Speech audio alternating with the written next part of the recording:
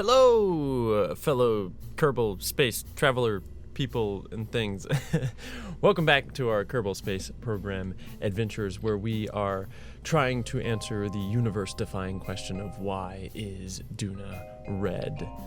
And why is Duna red? I mean, that's truly that is the question. I mean, some people might come in here touting the age-old lie of some sort of oxidized iron minerals in the surface and crust of the planet, but this is not our solar system, and Kerbin is not Earth, and Duna is not Mars. So who knows what other changes in physics and chemistry are going on in the Kerbal space program, solar system, universe, whatever. I digress. We previously, when we last left our little intrepid space frogs, we previously went to Duna, we colonized Duna, and we traipsed about the surface all over looking for the answer to this very, very important question: why is Duna red? We eventually found ourselves on the polar ice caps, where something in the ice told us that we needed to find more ice from the solar system. That might give us the answer, obviously, to why Duna is red, because it's the only place on Duna that is not red, it's white. And there's a change in color, and if we can find out why that area is not red, then maybe we'll find out why the other areas are red. It doesn't matter. We wanted an excuse to go to a different place. And maybe other ice somewhere else in the solar system will help answer the question as to why Duna is red. So what other planet in Kerbin's solar system has ice all over it other than, well, there's a lot of them, but I think there's a lot of them. I actually don't know. As long as I've had this game, I have not really been to all of the planets and done my research. I am no Matt Lown or Scott Manley. I am just faking my way as in shamelessly copying things I've learned from Matt Lown and Scott Manley. So if either Matt or Scott happens to see my tiny little Kerbal Space Program channel, thank you. Everything I know about Kerbal Space Program, I have learned from those two incredible channels. So go watch all their tutorials and videos and things, because it's pretty awesome. So we are, yes, as no surprise, whereas ice, Eeloo, we are headed to Eeloo. And as a little precursor to this mission, we had already sent a surveyor mission to Eeloo with 3 separate satellites, 2 of which were kind of in a geostationary Eeloo stationary orbit around Eeloo to be antenna. What are they called? Antenna? No. Oh shoot! What are they called? I'll think of it here in a second. But communication satellites around Eeloo, and then a surveyor satellite on a polar orbit around Eeloo, so that we could see all of the wonderful little biomes and maybe find a nice spot to land that has a few biomes close to each other, so that we could get as much science as possible and collect as much ice as possible, so that we may discover the secrets in the solar system's ice that might answer why Duna is red. Because that's why we're here. We're trying to find out why Duna is red. But anyway, we are going to Eeloo with a manned mission, a crewed, not a manned mission, a Kerbal mission, a Kerbin mission, a Kermand mission, a Kermand mission. We're going to take 5 crew members.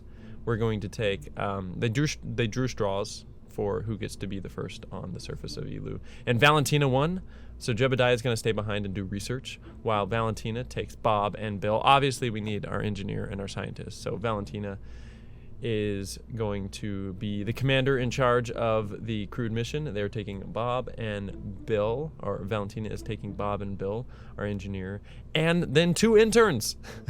we have a very robust intern program here at Kerbal Space Program.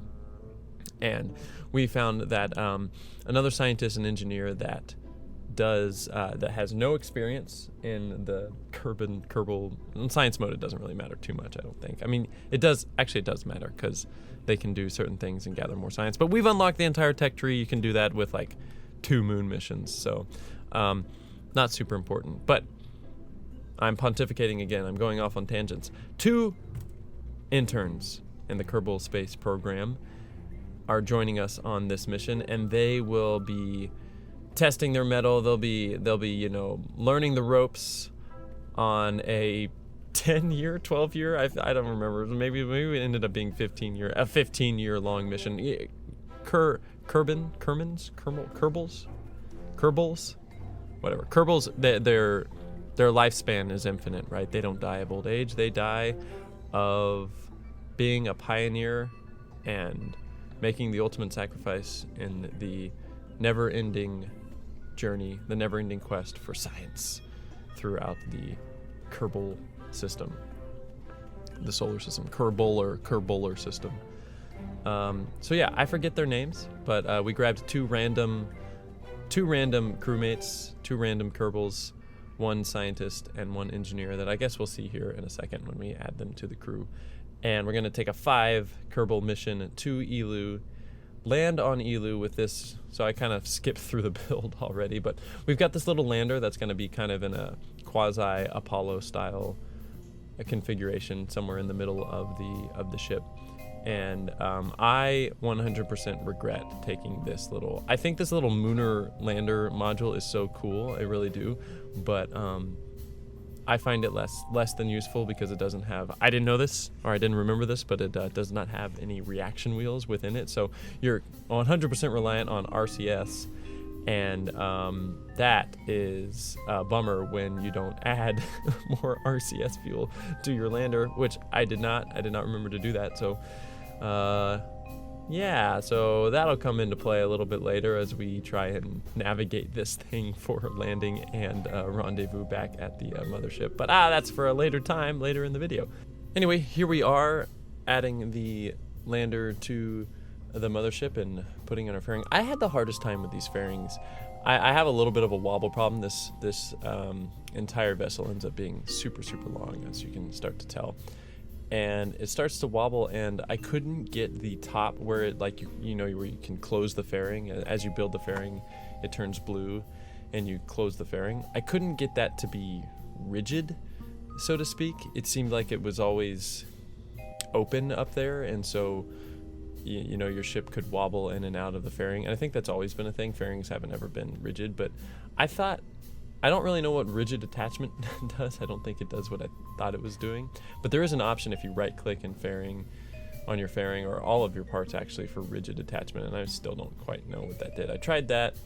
I took this out onto the Launchpad and tested a bunch of different little adjustments to the fairing and closing it at different spots, and could never quite get the wobble fixed. I think I ended up finding out, if you look in the middle of this ship here, where I have the lander attached with those steel girders, I thought that was going to be enough to kind of make it solid from bottom to top and kind of bypass the fact that there's nothing there in the middle other than the lander just on a docking port. But it still wobbles at that flexion point, and it also seems to want to wobble where I have the nuclear engines at the bottom attached to a decoupler. So I tried to add space tape, tried to add my oh, wait, what were their names? Oh, I missed it. Well, we're not going back. Anyway, our 2 interns are added to the crew. In the middle of this, you can see me messing with it and adding it as an action group. We have a little induced gravity ring, so it'll spin around and induce gravity. I think at the RPMs I have and the length, I did a little bit of math, and it's like 0.8 RPMs or something, or 0.8 Gs. So, you know, almost as much gravity. And I was doing that because I know this mission is going to be super long and years in space waiting for their maneuver nodes. And so I wanted them to not atrophy, you know, their little space frog muscles and bones would obviously atrophy and it'd be a little bit uncomfortable. And we also added that hitchhiker module for the crew to give them a little bit of space, an area to play board games. And anyway, here we are at launch. We've got plenty of thrust to weight ratio with these boosters, and I think seven of the Mastodon engines from the Saturn V parts. But do you see that wobble there at the top? I couldn't quite ever get that fixed, so it causes a little bit of an issue throughout the entire mission, actually, as a matter of fact. And my hypothesis is, my biggest guess was causing that wobble later in the mission. Now it's just because it's too long and we have a lot of force going up through a very, very tiny kind of inflection point where the nuclear engines are attached. But later, I think it's because I have a super powerful reaction wheel in the middle, in an area that doesn't have a lot of support. So anytime the reaction wheel tried to adjust or hold a heading, either on the navigation heading or prograde or retrograde, it was basically giving inputs that were so strong, causing the whole ship to wobble. It was probably just bad placement for that reaction wheel. But anyway, our first stage is done. If you look down at our periapse there, or apoapse, it is above the Kármán line, so, or whatever the Kerbal space program equivalent of the Kármán line is, at 70K. So it's high enough. I was aiming for like 100-kilometer orbit, but then we ran out of liquid fuel in this bottom stage. So 93 is what we're going to target. And so just normal kind of ascent profile. We just kind of pitched over at 45 degrees and headed up until our apoapse went up to the part we were targeting. I left a little bit of fuel in the lower stage to try and give... I don't know if it's a realistic. I just thought it'd be cool to have it kind of like power itself away. I know they do that. They did that with like the shuttle program and the solid rocket boosters on the side, where they separated with a little bit of fuel so that they continued kind of in the direction and didn't have any kind of like shock aerodynamic forces as you kind of lost your thrust force, then immediately got hit with your air pressure and then tried to stage and it kind of fly off in different directions. It kind of separated and in its stable state still powered. Anyway, we are heading up to our apoapse, and we're going to use this second stage, which doesn't have enough fuel to get us into a circularized orbit.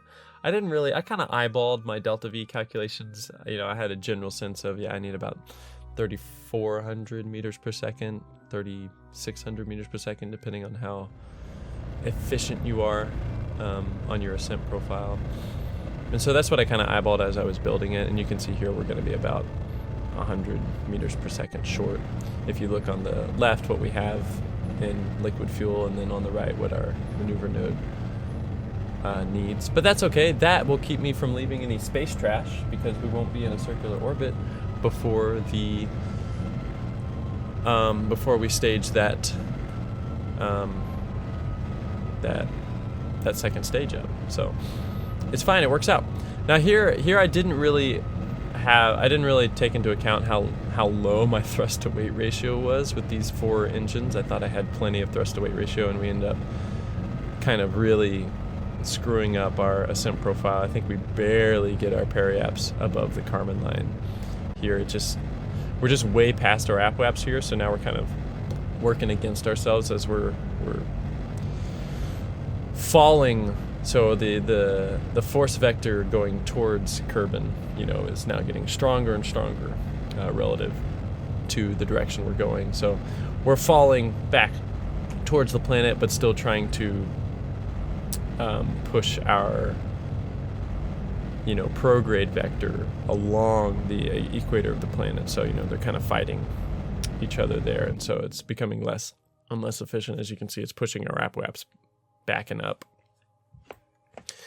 And we're not actually getting any higher, but that's okay. Our periapse we're still going to fall back to the planet if we don't do something quick. So this lower stage, if it did have fuel and was able to get us into a equatorial orbit, I did have a couple of reaction wheels and probe cores on it that I could have deorbited it if I needed to.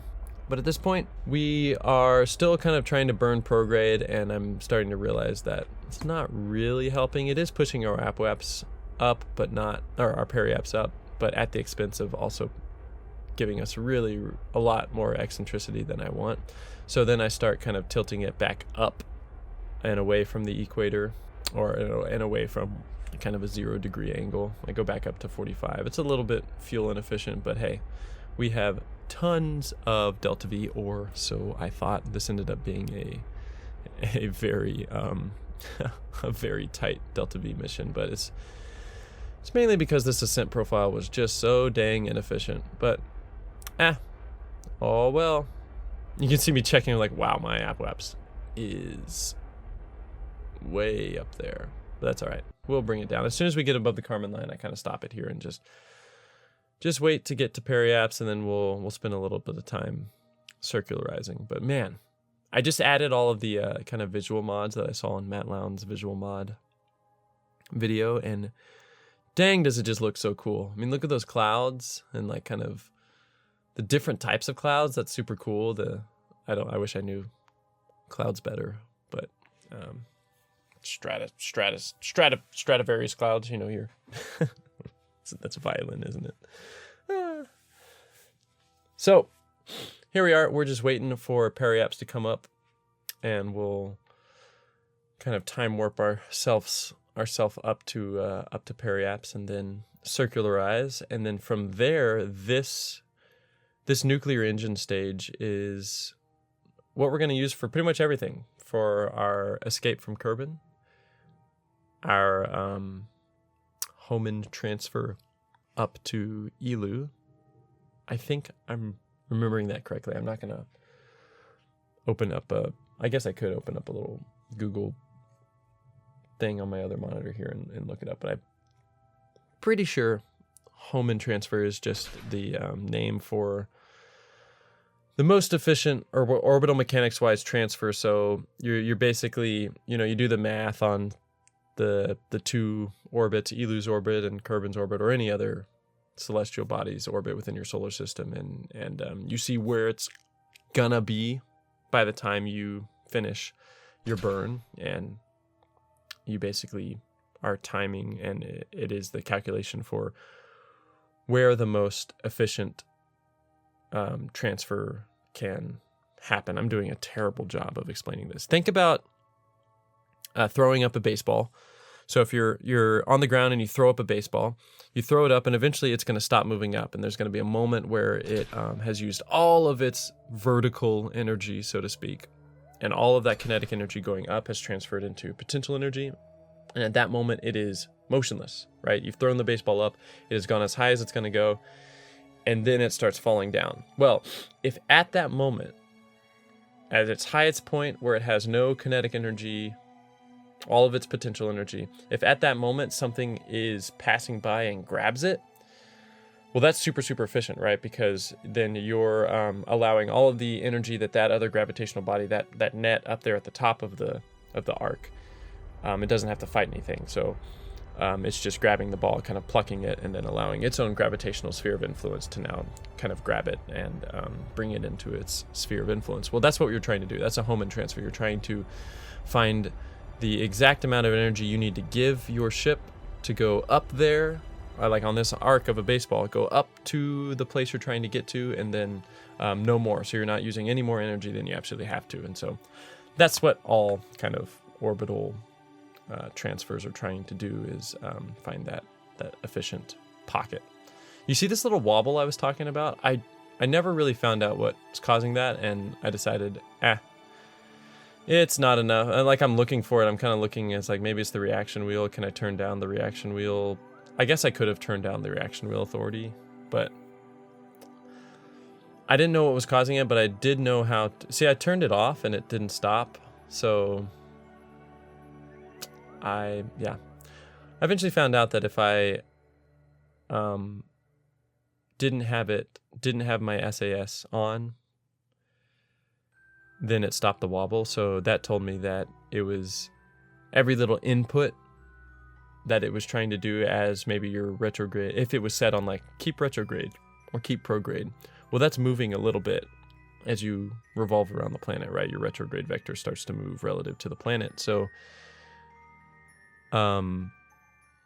it's giving these little micro inputs, these little micro adjustments to stay along the retrograde vector. And as it was doing that, I think those little micro inputs were so strong that it was causing the whole ship to wobble. So anyway, I don't know why I didn't I was probably just thinking here on like, okay, what's next? What do I need to do? I don't know why we're not rushing through this. There we go. There's the time warp. We're going to go over to our app-waps. We're probably going to circularize. I'm trying to remember what I was trying to do in this spot.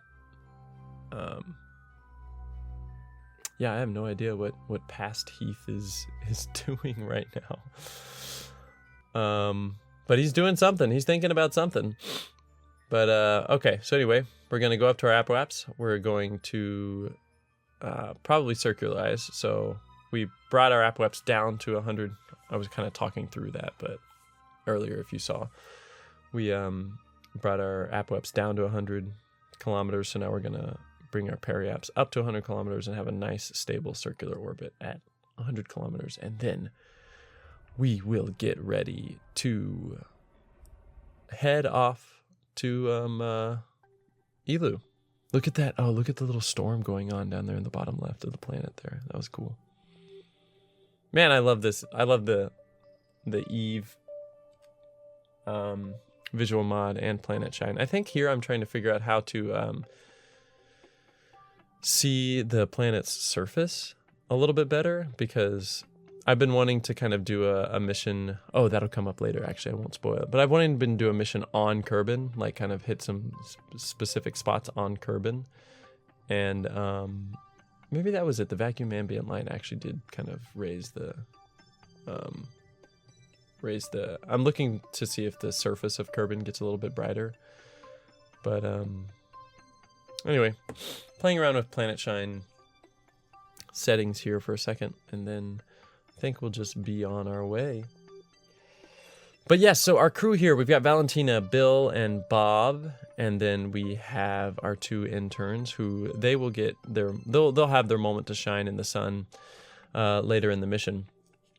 And you know, they're already starting to kind of discuss that the elephant in the room, right, is who is going to get to go and be the first Kerbal? Kerman? Their last name is Kerman. Are they Kerbals? I never remember. Who is going to be the first Kerbal to step foot on this icy, isolated planet of Eeloo? And maybe, just maybe, within the ice, deep within the layers and layers of ice on Eeloo, maybe be the first Kerbal to discover the secret as to why Duna is red.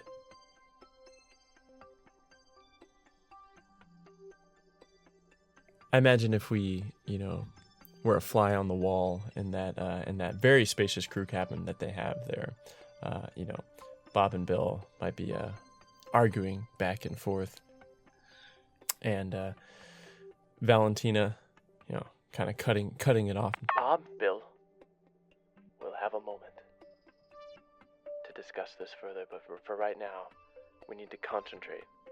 We have an orbital transfer maneuver coming up, and that is what needs to be our focus.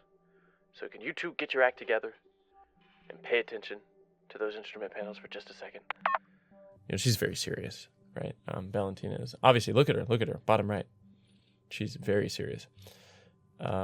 As Bill and Bob, you know, their job is to get the gravity ring going. No, actually, that was probably the intern's job. They probably put that on the intern's job. They have more important, you know, orbital navigation guidance stuff to look over. So the interns did eventually get the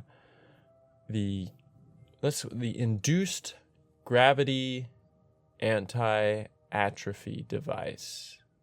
Induced gravity IGAAD. The IGAAD? That's what IGAAD. Induced gravity anti-atrophy device. Induced gravity the IGAAD. You know, because NASA loves their acronyms. I'm calling it the IGAAD. That's what it is. IGAAD. The interns got the IGAAD up and going, and that's for, you know, initial tests. Obviously, they don't need it right now. If anything were to go wrong and we needed to abort the mission at this point, they could return to the surface of Kerbin, and you know, within an appropriate amount of time.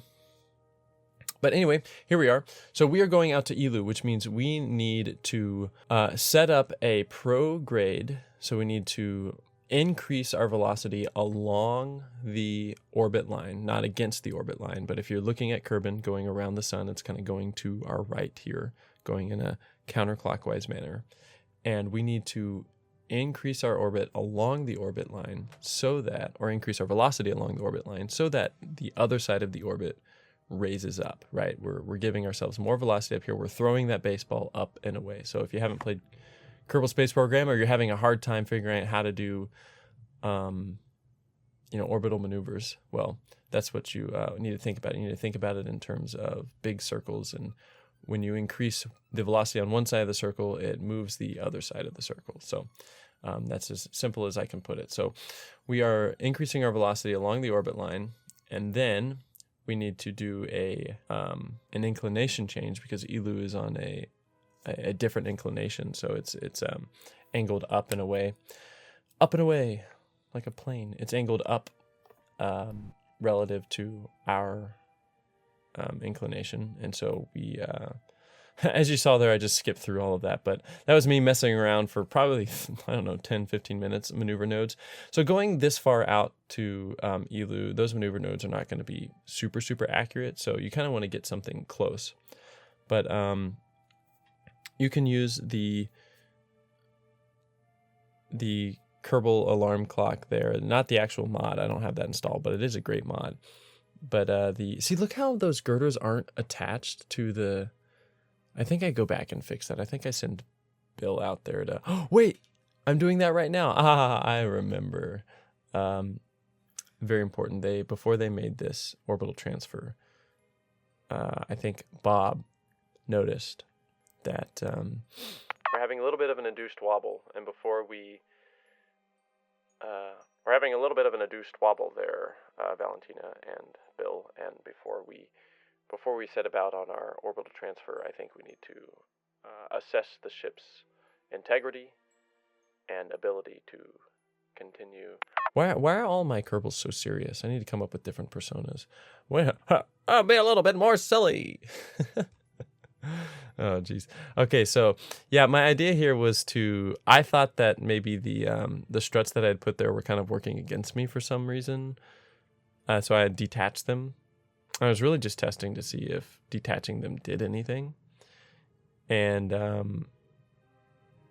it looked like it did. And so now I'm trying to remember how to use your little build in space feature from one of the DLCs, where you can go out. If you have an engineer, if you didn't know this, if you have an engineer, you can go on a spacewalk and you can turn on, I'll find out here in a moment, but on the right side of your little toolbar there, that little crane thing below the delta V calculation button, that allows you to kind of go into a build mode while in orbit and make little adjustments to your ship. So I'm trying to figure out how to do that right now, but eventually I do. But we'll say that Bill in this moment is going over his build plan and their action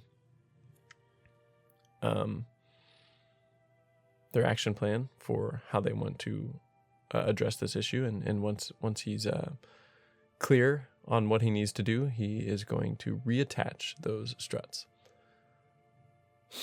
So right now I think I have the little move option clicked, and I wasn't quite sure why I couldn't place. I think it's just because I still had the move options open. I think if I just got in and out of it and moved Bill a little bit closer. Right now I'm just basically troubleshooting, trying to figure out why this isn't working. But then all of a sudden I go over and click on place and it works. So anyway, we replace our struts. I have to do it to all 4 of them. So I think at this point I just go around and replace all 4 of them.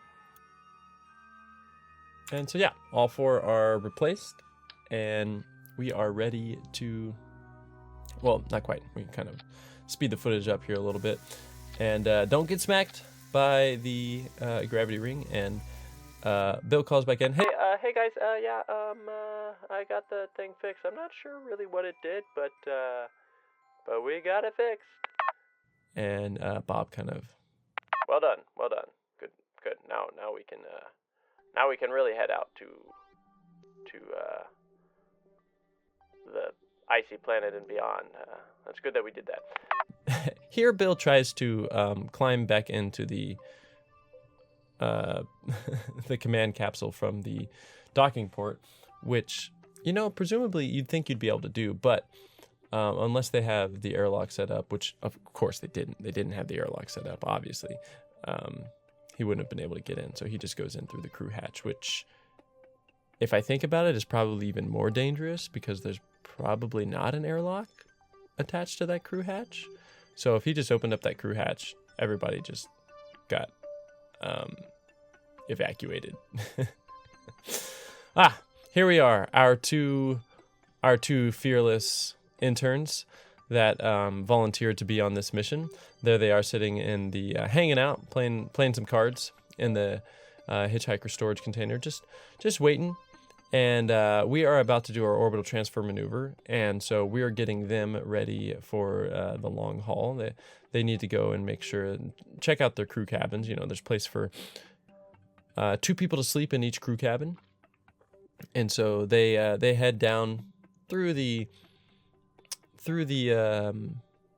common area hitchhiker cabin there, and into the down through a ladder, and then climb out into the gravity ring. And as they're kind of climbing out through that structural tube, feeling that induced gravity get stronger and stronger until eventually they take their seats, which are oriented normal to, perpendicular to the center of the seat. So as you're sitting down, you'd feel like and of course those seats recline, right? There you go. Those seats recline all the way back, and so they can sleep there. It is much more comfortable than you think it is. Truly much more comfortable than what that looks like. And that is not an exit, by the way. That is not an exit. Do not go out that door. Anyway, that's besides the point. Here we are. I did notice that every time you go into the little cockpit view, it was like the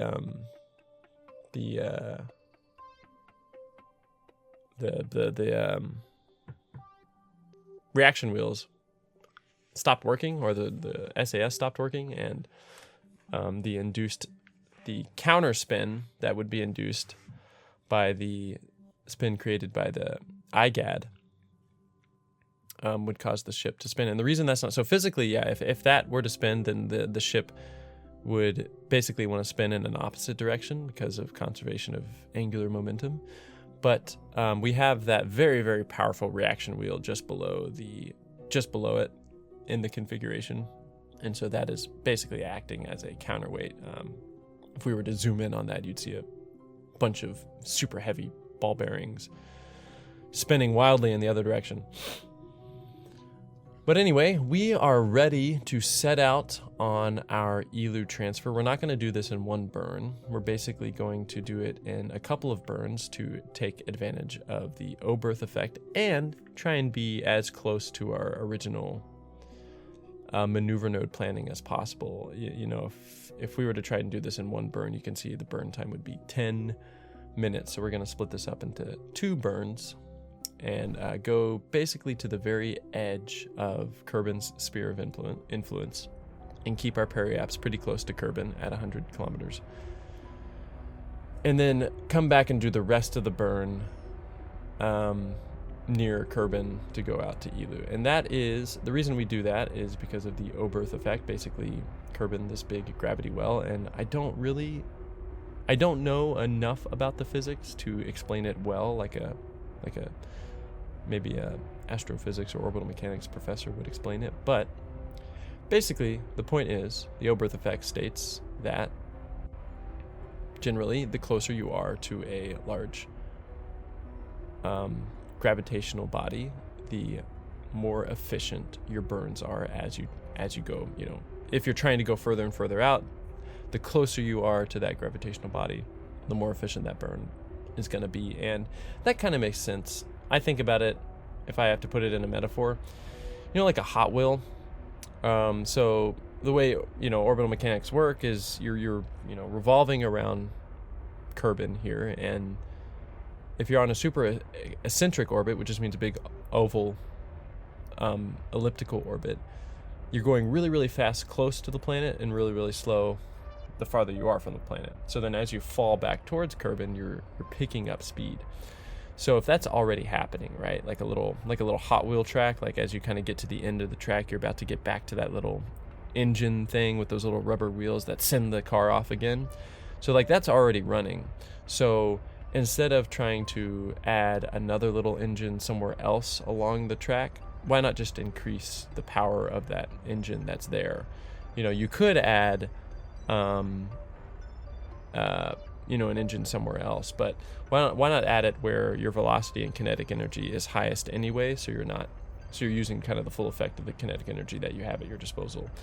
So, you know, we need to increase our delta V relative to Kerbin anyway, so let's go to the point where our delta V, or our existing velocity relative to Kerbin is highest, and that's the closer we are to the planet.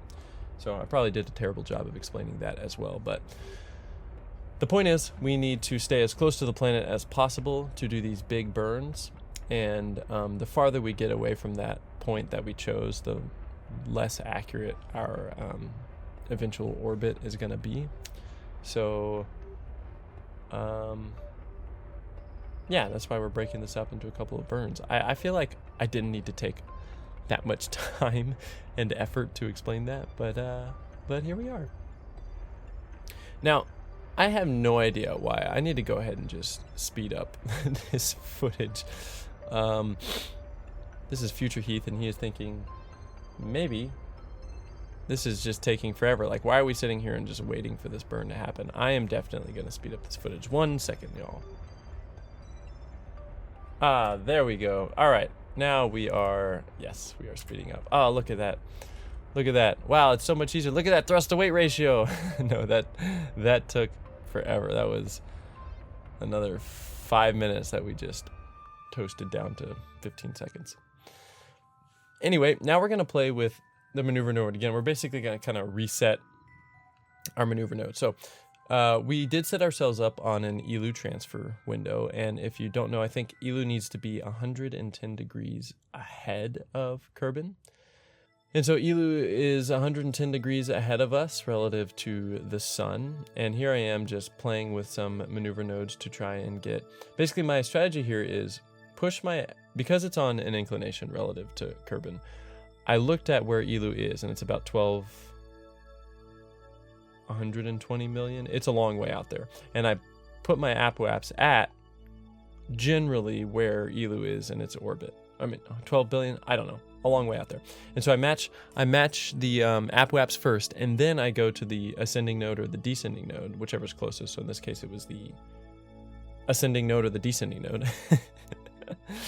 And that is the most efficient spot to do your inclination change. Now, when I was talking about how the Oberth effect is, you know, the closer you are to a planet, that is only applicable to prograde or retrograde, basically changes in your equatorial along your orbital line.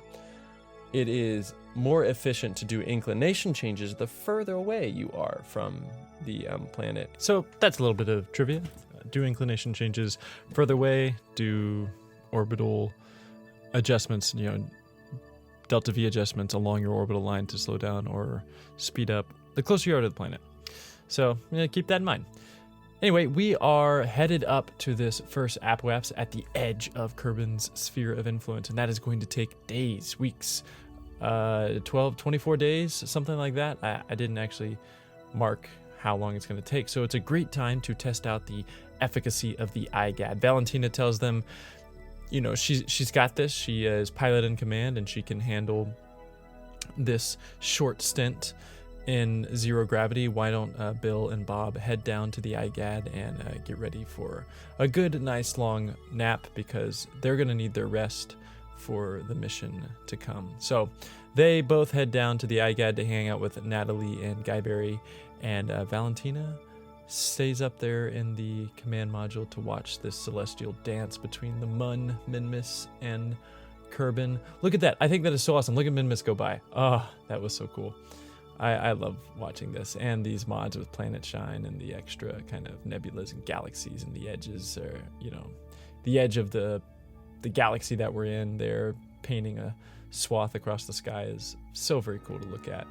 But we have finished our initial flight out to the edge of Kerbin's, I don't know, flight isn't really the right word, I don't know, hop, orbital hop to the edge of Kerbin's sphere of influence, and we are now down close to Kerbin periapse, and we are getting everything ready to do our final orbital insertion burn and orbital adjustment burn to get up to Eeloo. So I'm just trying to chase these crew cabins so that I can transfer Bob and Bill back up to the command module.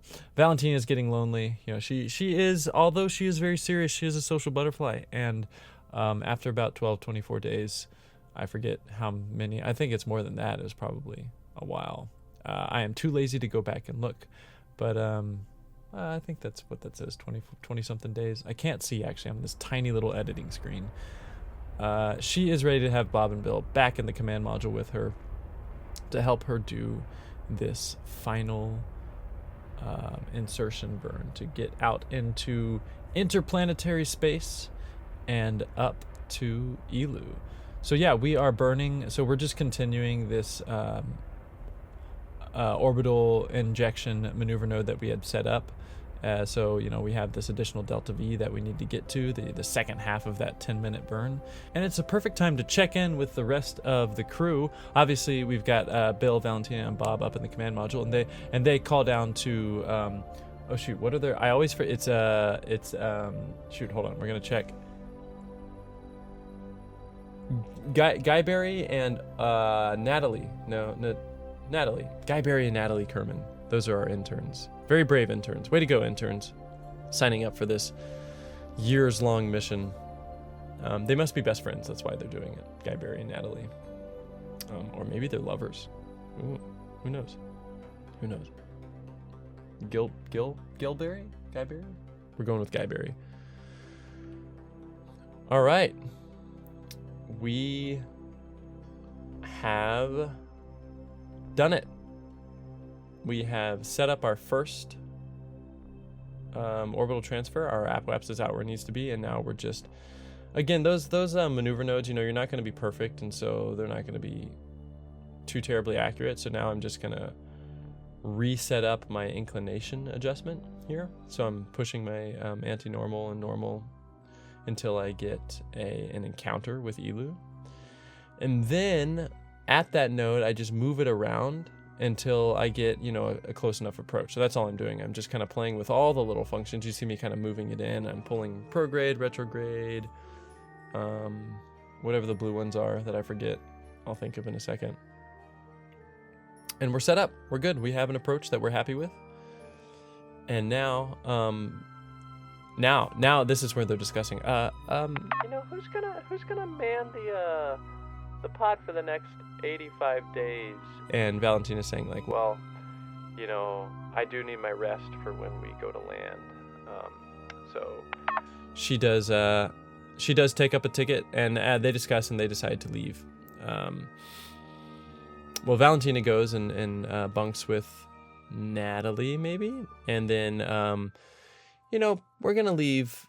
They're both. I'm just checking their experience. They're both perfect experience. So we're gonna leave Bill in charge of the command module, and Bob. Bill is the strongest and the least likely to atrophy his muscles. He did tell us that in his application for this mission. So he is totally fine. Toughing out the long transfer out to the orbital inclination change. So Valentina goes down for the long rest. Bob goes down for the long rest. Bill puts the ship into the transfer configuration where we obviously don't want to lose life support power. So we pull out our solar arrays and we get ready for the long nap to fly up to our inclination node. And just look at that. I love this mod. This like planetshine and Eve visual enhancement mod. It is so cool. So very, very cool. Adds all these little star clusters and galaxies and nebula. Beautiful. Look at that. All right. We are going to fly up to our inclination node. It makes me think. Oh, I used to play this game, so I'm trying to think of what can I talk about while we're just waiting for orbital transfers. Oh, we're there. We're there already. Never mind. I skipped it. You don't get to hear that story ever. No, I think we have a little bit more time before we actually do it.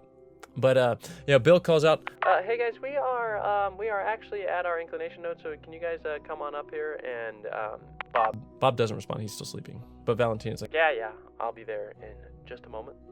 She climbs up the ladder and heads back up through the command module, or up into the command module, past the decoupler. We won't talk about that. We won't talk about how that works, through the heat shield and into the command module. I guess if I were trying to be truly realistic, we would have kind of like a intermission command module and then a final end of mission command module, and you could pilot the ship from either, but wouldn't have to ghost phase yourself through a heat shield, which if we were doing a transfer crew, if you're thinking about Valentina climbing through that ship, she would have had to walk through a heat shield. So if we were doing it more realistically, she would have had to go on EVA. But man, that is just too much trouble putting on that spacesuit and everything. Ugh. Who wants to do that? But here we are doing our orbital inclination adjustment, bringing us to a close approach on, well, first of all, hopefully getting an encounter. Look how concentrated she is. She is locked in. So is Bill. There's Bob. He's asleep. He's just sleeping. He's hanging out. But yeah, everybody's excited. This is history. We are making history for the Kerbal space program right now, because this is the first time we're going to have a crewed encounter with the icy landscape of Eeloo. And this could be where we find our answers. I mean, tensions are low, spirits are as high as they're ever going to be. We are so close to finding the answers we seek. We just barely, again, these maneuver nodes, when you set them up, you're never going to get them exact. So we just kind of barely missed an Eeloo encounter. So here I am just kind of playing. I pushed a little bit more normal there and kind of lost my close approach. So now all you do, if that happens, all you got to do is just pick a spot kind of just out in front of your current, because you were close already, right? You set up your maneuver node, it's very close, so don't freak out. Just pick a spot, we'll see here in a second, pick a spot out in front of your current orbit, very close, and just mess around with the maneuver node, pull in a few directions until you get your encounter again. And then once you get in your encounter, use RCS, turn your RCS on, and that's what I'm doing here. Use RCS and just thrust in all the different directions until you get the close approach that you want. And that's what I did. So I played with the maneuver nodes until I got my encounter, and then used my RCS to kind of move the ship around.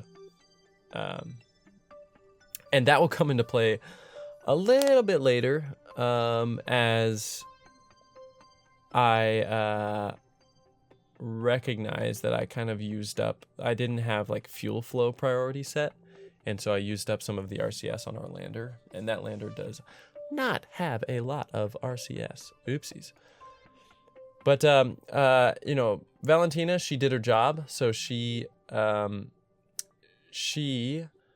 being the captain, knowing how taxing this next section of the mission is going to be, she came up, did the orbital transfer maneuver that she needed to do, and then she went ahead and sent Bill down to the IGAAD to get some rest. And she is going to she's going to turn on the little squeezers in her spacesuit that do not as great of a job of kind of like engaging the muscles for induced gravity, but they're the best that she can do. They're going to squeeze her muscles and try and keep them from atrophying, but she will not be spending the next 6 years in induced gravity like the rest of the crew. But she is the captain and commander of the crew, and that is the sacrifice she is willing to make. So here I am just looking at, okay, I'm basically just looking at when the encounter with Eeloo is going to be, and then looking at the time for the mission and just guessing, or no, just going, okay, when I put this into time warp, I need to kind of come out of time warp about 6 years from now. And I do not have better time warp installed. I keep telling myself I need to do that. There is a mod out there that makes time warp just much, much better. I put this thing on that highest level of time warp, got up. My wife just had surgery, so I went and helped her out with some food, and got myself some food and just left it because it takes forever. And I'm just checking. I'm kind of checking, making sure everything's good, because what I hate about the mistakes I make in this game is sometimes I'll put time warp on and then I'll just like blast right through something that I need to do. And so I was just double checking, making sure I didn't have another maneuver I needed to do, and checking the configuration. Now what you're seeing here is just a snapshot in time. I wish time warp kept but it would be crazy. It would be just like spinning so super fast and mess everything up. But in your mind's eye, remember that IGAAD is actually spinning and inducing gravity for this long wait as we go up to our encounter with Eeloo. But look, we are flying through the solar system. The rest of the solar system doing their celestial ballet. As I think I got that term from Scott Manley. That is not my idea, but I thought it was such a beautiful term. But the solar system, the galaxy, the universe, doing its celestial ballet, and we are just but one small part of it. And we are flying our way up to Eeloo, getting further and further. This is the farthest they've ever been. I mean, this is a momentous occasion, right?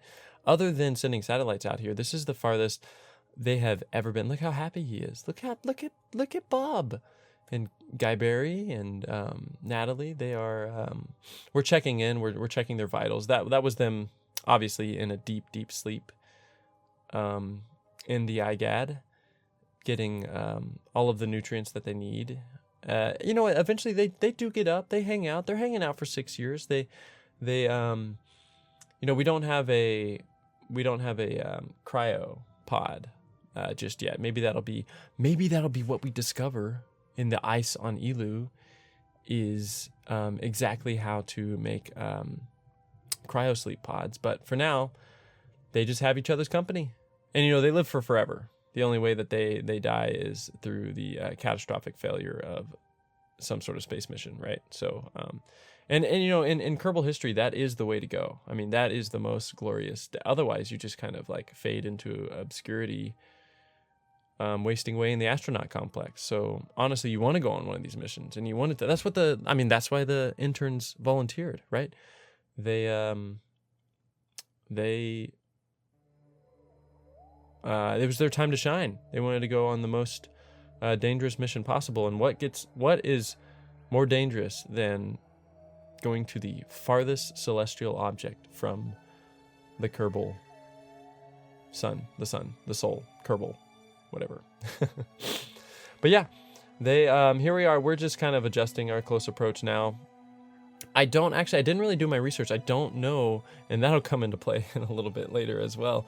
I don't know how high off of the sea floor the highest feature on Eeloo is. So I don't actually know what a safe minimum distance to revolve around Eeloo is. But, I figure it doesn't have an atmosphere. So a nice round 30 kilometers or so is probably perfectly fine. So that's what I did. I just kind of adjusted our maneuver at Eeloo periapse to be about 32 kilometers.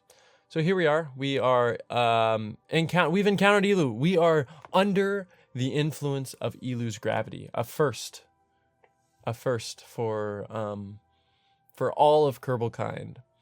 And what we're going to do now is we are going to first do a small little adjustment. We are going to basically burn straight up and away relative to our orbital line to bring down our periapse. Basically, we just, at the edge of the sphere of influence, we wanted to make our final final little orbital adjustment. And remember, if you're wanting to get away from a planet and kind of increase your velocity relative to a planet, you want to do that as close to the planet as possible for the Oberth effect. It is the opposite if you want to make changes to the shape of your orbit. You want to be as far away from the planet as possible because your velocity relative to that object is as low as it's going to be. Like our orbit is, well, that's relative to the sun, but our orbit relative to Eeloo is not super fast, right? It will get faster as we get closer to, no, that is our orbit relative to Eeloo. Anyway, it will be faster once we get closer to the planet. So we want to make these kind of adjustments as far away from Eeloo as possible. And this adjustment I'm doing is just kind of moving our periapse in. So that's what we're gonna do. And then, you know what? I actually didn't do that. I realized that we're going to be coming in on a eccentric orbit. We're going to not be coming in along the equatorial line. So I didn't want to waste a bunch of energy going down closer to the planet if I needed to change our orbital inclination anyway. So it would have probably been much more efficient to move our periapse closer to the planet. As a matter of fact, it would have been much more efficient. But, oh well. You live and learn. So here we are. This is going to be a big burn. This is a 3-minute burn, 1,200 meters per second. And if you think about why it's such a big burn, it's because we are basically trying to get captured by Eeloo. So Eeloo's gravity is helping a little bit. But we need to basically shape our orbit to be the same as Eeloo's. And that's basically what we're doing, right? We're adding as much energy as we need to bring our orbit relative to the sun close to Eeloo's orbit relative to the sun. And since we were coming from Kerbin, that's a long way off, so we still need to add, once we get all the way out here, we still need to add a bunch of energy to our orbit to basically bring up our periapse relative to the sun up to where Eeloo's periapse would be. And once we do that, then we are kind of fully under Eeloo's gravitational sphere of influence. So that's why it requires so much more delta V to get captured at Eeloo, because you have to put so much more energy into your orbits. Slow down, however you want to think about it. It just takes so much more energy to slow down relative to Eeloo, or basically match your solar orbit relative to Eeloo, because it is just so far out there. I hope that makes sense. I've had better days at explaining things, and I've had worse days at explaining things. This doesn't feel like one of my best days, but that's all right. It don't matter.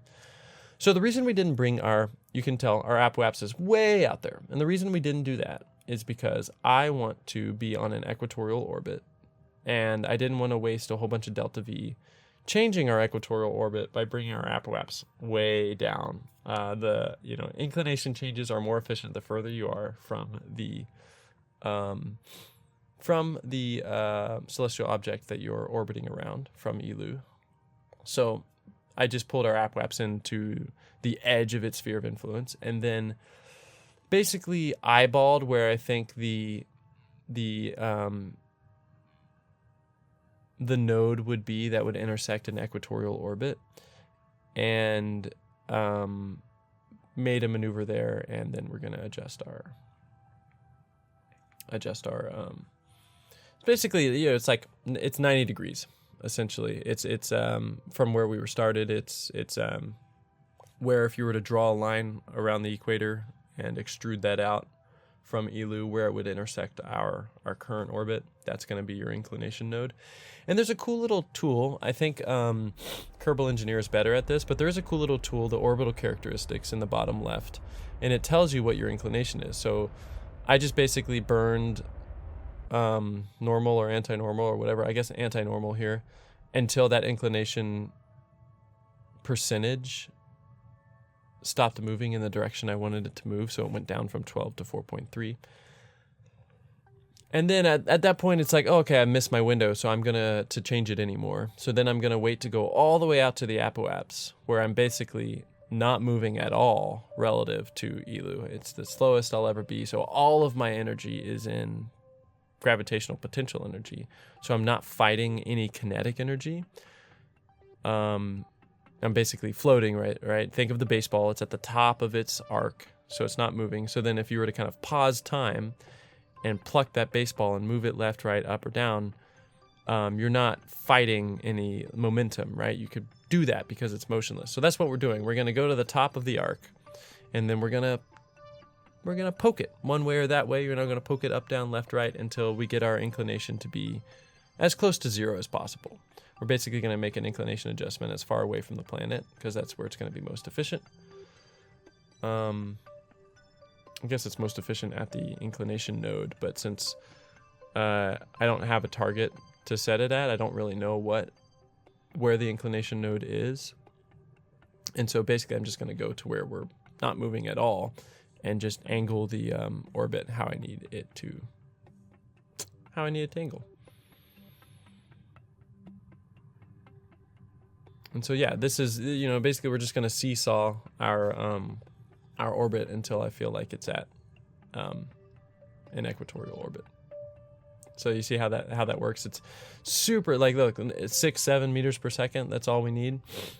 And I'm just looking at, in the bottom left, looking at the inclination angle. And, I'm not going for exact here. I think 2 is about as low as I'm going to get, and I was okay with that. So we play around with it. Did you know you don't have to pull on the nodes on your maneuver node? You can use the mouse wheel to make tiny adjustments. You can scroll up and down. That's what I'm doing here. I'm scrolling up and down to make the adjustments I want to make. So I moved our inclination down to what I wanted to move it to, and then I pulled in our orbit to bring our Eeloo periapse to 34,000 meters. Again, that just seemed like a nice round number because I didn't know how tall the mountains were on Eeloo.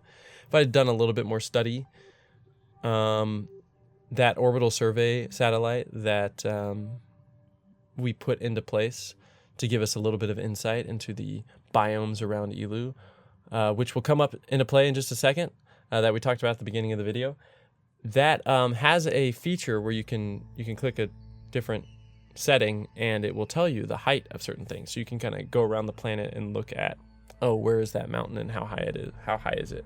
I really like that. It makes it feel more like a space program, right? Like we shouldn't know all the features of a planet we've never been to, right? We should have to send a satellite out there, do a little bit of research and reconnaissance. And, people might say, oh, then, you're wasting a lot of time. If you can just get out there, why not just do it all in one mission? But remember, in my universe, Kerbals are immortal in terms of longevity in life. And so 10 years, 30 years, 12 years, that's nothing. That's nothing to them. This 6 years might as well be a quick little vacation. But yeah, we have brought our periapse down. We are getting so close to landing on the surface of Eeloo and finding out exactly what in the ice in this solar system what secrets does the ice hold that might give us a clue as to why. Don't forget, our mission has always been, why is Duna red? Bill, Bob, Valentina, they are excited. They are beside themselves. They are so happy because they know what this means. And Giberry and Natalie, they're soaking it all up. They're learning as much as they possibly can.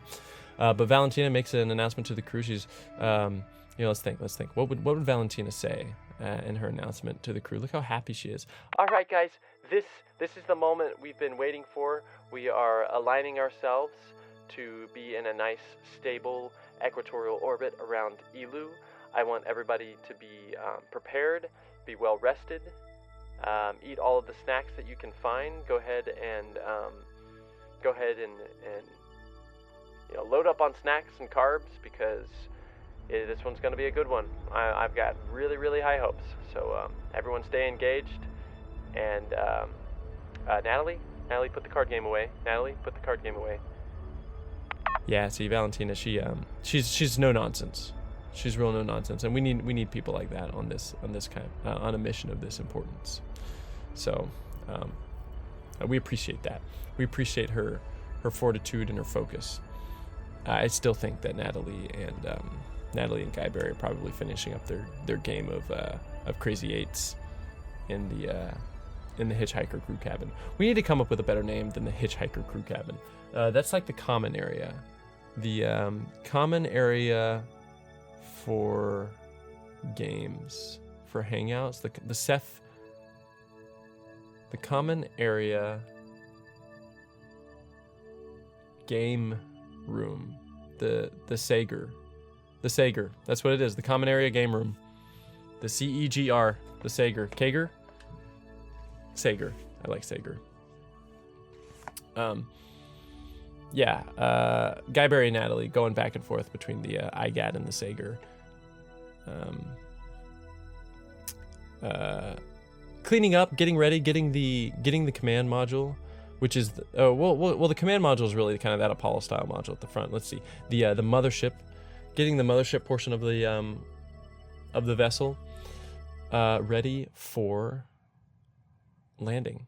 And here we are. We've switched over to our Turkey Nugget Surveyor module, and this has this was sent in advance of this mission to survey the planet and find out survey Eeloo and find out its resources, and give us an idea of the most optimal landing area where we could study the ice. Ideally, we want to land somewhere in an ice canyon, in daylight, obviously, so we can see. We can't go at night. That would be crazy. Why would we do that? We are gonna look for. So yeah, you've got this Kerbin access. I think this is such a cool feature. So this satellite, the further you are away, the smaller the planet is gonna look on that little screen. We are at whatever we are within the minimum and maximum distance that is needed to work. And so then you can click around and move and look at what biome is where. And we are targeting an ice canyon. We want to collect as much ice as possible, but also we want to be efficient with our landing, right? If there is an ice canyon near a bunch of other biomes and we have the Delta V at our disposal, we might as well land and then hop to another biome. And that was the plan. That was in the mission planning. During the mission planning meeting, we wanted to have enough Delta V in our landing capsule that it could go to at least 2 biomes, maybe 3. And so that's what we're doing here. We're looking for a place to land. And a silly past Heath is like, oh yeah, we'll just go way up there, halfway to the North Pole. Not really realizing how much Delta V that would take to kind of change after we're in this stable kind of 30 kilometer orbit. Not really realizing how much energy it would take to kind of get up there. So spoiler alert, we did kind of change our target landing site. But I think that KerbNet access satellite thing is so cool. You can find the spot and look at kind of the features of the spot that you find interesting, whether it's ore or whether it's a biome, and then you can set a waypoint, and then that waypoint is persistent across all of your vessels. So we basically tapped into, we had Giberry in the CEGR. There is a mission computer in the CEGR, obviously, and we had Giberry tap into the surveyor probe and pick out a landing site. Now she's an intern and not as experienced. She did a great job. She picked a perfect landing site. Unfortunately, we just did not have the energy to get there. So as we come around and kind of survey our landing sites, we see that there's a massive ice canyon along the equator and a bunch of similar looking landing sites. And Valentina makes the executive decision. She says, thank you. You've actually picked a great landing site. We will use the features, or thank you. Wait, what was Valentina's voice? I don't know. We'll put a filter on it. Thank you. You have actually picked out a great landing site, Giberry. You really have. Unfortunately, we don't have the energy to get there, so we used the features that you identified in the landing site and picked a similar landing site, and that is where we will be headed. And so, yeah. Meanwhile, while that's happening, Bob is running all of the science experiments. Remember, this is a momentous first-time occasion. We have never been this close to the surface of Eeloo, so we are capturing as much science as we possibly can.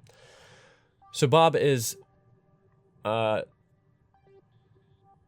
deep at work, busily at work.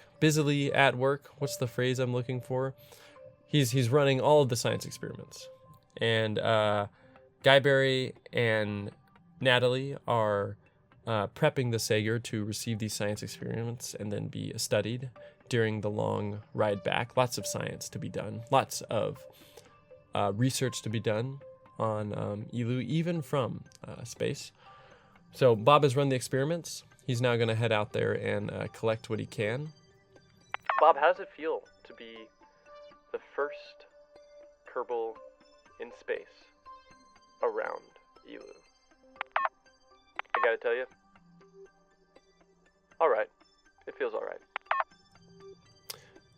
That was Valentina asking Bob how it felt to be out there. She's not jealous. She deep down, she knows there's only one pilot on this in this crew, and there's 2 seats on the landing module, and one of those has to be a pilot. So deep down, she knows that she's going to get to go to the surface of Eeloo. Who gets to go with her? Well, that's still up for debate. It has been in conversation on the way up here, and you would think it would come out during the mission planning sessions back on Kerbin. But they kind of left it up to the team to discuss, and the team is still discussing, right? The team is still discussing. Many people think it should be an engineer, because if anything goes wrong with the landing module, they need to have somebody with the expertise to fix anything.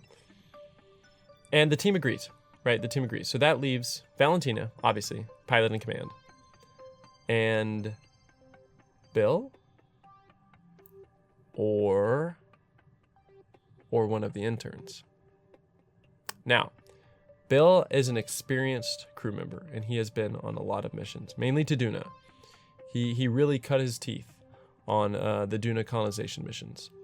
And he was there in the trenches, collecting data, setting up the colony, rescuing crew members from the colony when things went awry. He was there. And he's not saying that he's an old soul. He's immortal, after all. But you can see it in his eyes. Valentina's looking, searching those eyes, wanting to know what are his thoughts. It has to be an engineer that goes to the surface.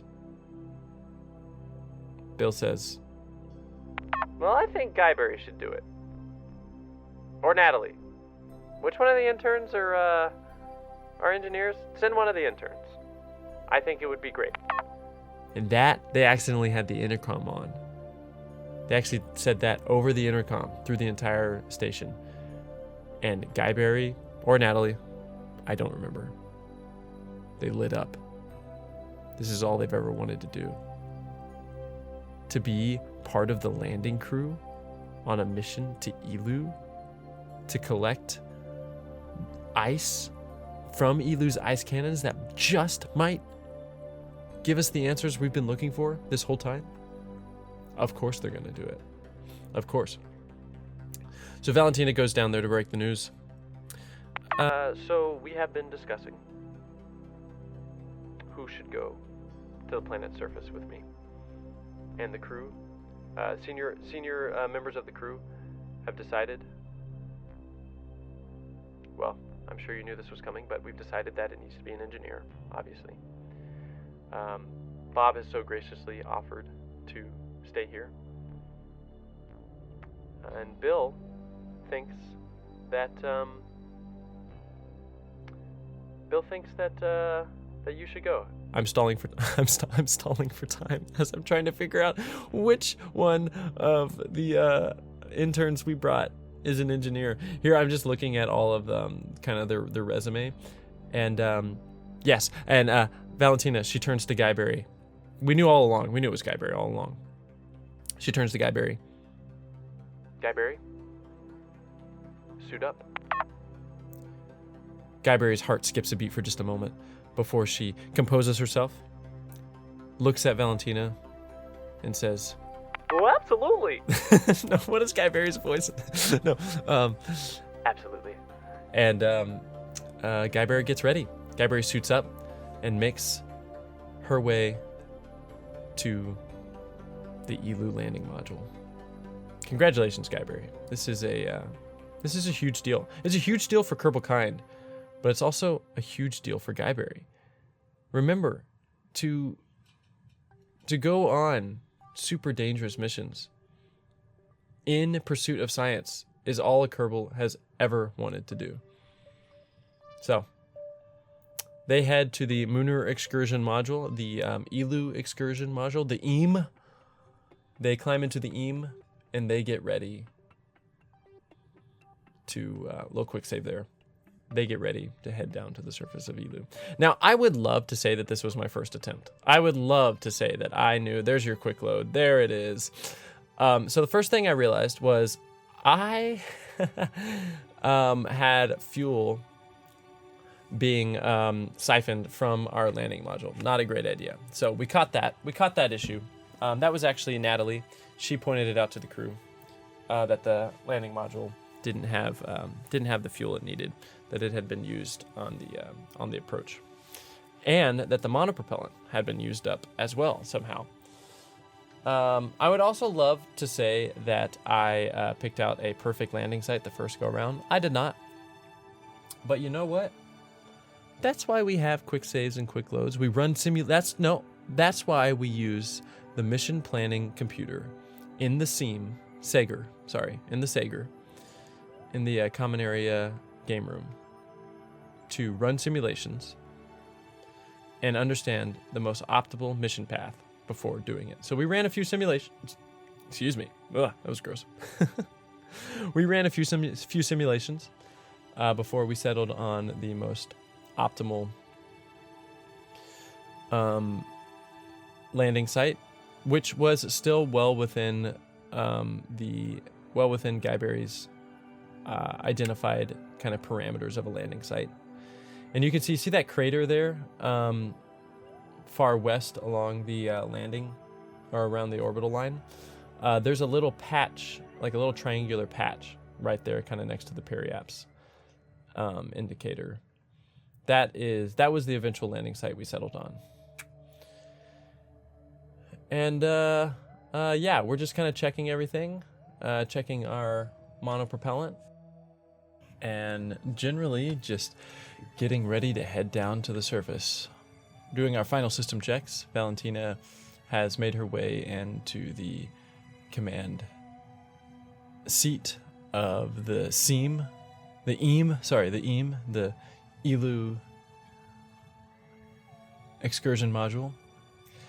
And we have Bill Kerman still in the command module, tilting the mothership away, and then now the EAM is free to make its escape from the mothership. And it was at this point I realized, oh, this thing has no reaction wheels, and although it has really cool kind of pre-placed monopropellant, I did not add any monopropellant to the ship. And the fuel I added to kind of look cool and match the aesthetic. But man, I could have been way more efficient with this landing module. I honestly really could have. But that is besides the point. We have an all-female, I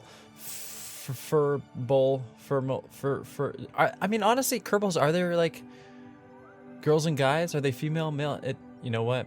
It don't matter. We have Valentina and Giberry, and they are ready to make their descent to the surface of this distant, icy island of a planet. What's more alliteration I could do? Icy igloo landscape. And so yeah, we're just gonna burn. So yes, I guess it should help people that maybe if you're just not used to how you play. So we're going to slow ourselves down relative to Eeloo. So that means we're gonna burn retrograde along our orbit line. And that is going to cause us to be at a velocity in which we're no longer orbiting the planet, right? So we're going to actually start falling towards the surface. And you have to remember that the planet turns as time goes on. So where that point is that says that you're going to meet the surface is not actually where you're going to be. It's going to be a little bit east of that, if that makes sense, because the planet is going to kind of turn under you as you move. So you will tend to undershoot your the point on the kind of the map mode. So anyway, like that point was like deep into that ice canyon, and here we are coming down much closer to that. And that's a combination of you're gonna slow down as you try and come to the planet. And anyway, so just try and from the map view overshoot your landing spot. And here, this is where I realized, wow, we have not a bunch of delta V if we want to be able to land twice. So we should just go ahead and put it down. And I was planning on trying to put it down at the edge of the ice canyon, but a little bit closer. But you know what? We did what we could. Valentina, I like to think that Valentina let the intern do some of the landing procedures, and Giberry did great. Giberry did absolutely amazing, and we're down. We've touched down. We've made it to the surface of Eeloo. All of our answers are at our fingertips. Valentina and Giberry hastily go through the post-landing checklist and the post-landing science experiments. So we brought a few of the surface modules that only work on the surface. I forgot to bring like a surface scanning module. But like the seismic module, the atmospheric module, basically things that fit. I could have added more. I could have added like a magneto boom and other things. But, we've already unlocked the tech tree. So really, for this is just about collecting ice samples. And Valentina is about to make the very first Eeloo touchdown on foot. First, we're going to do an EVA report, be a little, even though we're old habits die hard, right? Getting, over-maxing our science. So there's a different EVA report when you're in space. So there's no atmosphere, right? So you can be in space above Eeloo, and then you can do an EVA report from the surface of Eeloo. So that's why Valentina did that. Very, very astute smart observation to make sure to grab that EVA report from space just above Eeloo's Midlands. Midlands? Fragipan? Where are we?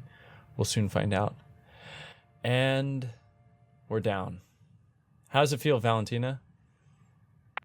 Cold. She says. It feels cold. But we've done it. We plant our flag. Could this be what we've been looking for? Time will tell. So this is, okay, the Fragipan. I don't know what that is, but that is hilarious. Fragipan 7? Fragipan question mark? Yeah.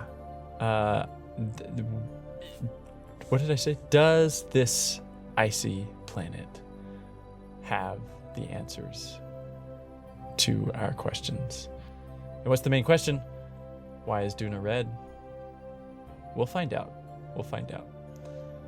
Way to go, Valentina. She soaks in her accomplishment. Soaks in the accomplishment of the entire Kerbal space program. But she is the representative. The icon right now. She's gone farther than any Kerbal has ever gone before. And Giberry is just happy to be a part of the crew. As Valentina takes it in, as Valentina soaks in the moment, Giberry sets off on all of the ice and scientific gathering equipment that we brought along. So we put these two little storage containers on the external plate. There's like this little external plate that I think is intended for little experimental storage containers on the back of the Eeloo on the back of this little module that came with the, I think, Making History DLC. It's a super cool module. It's basically meant to model the Apollo lunar lander, lunar excursion module.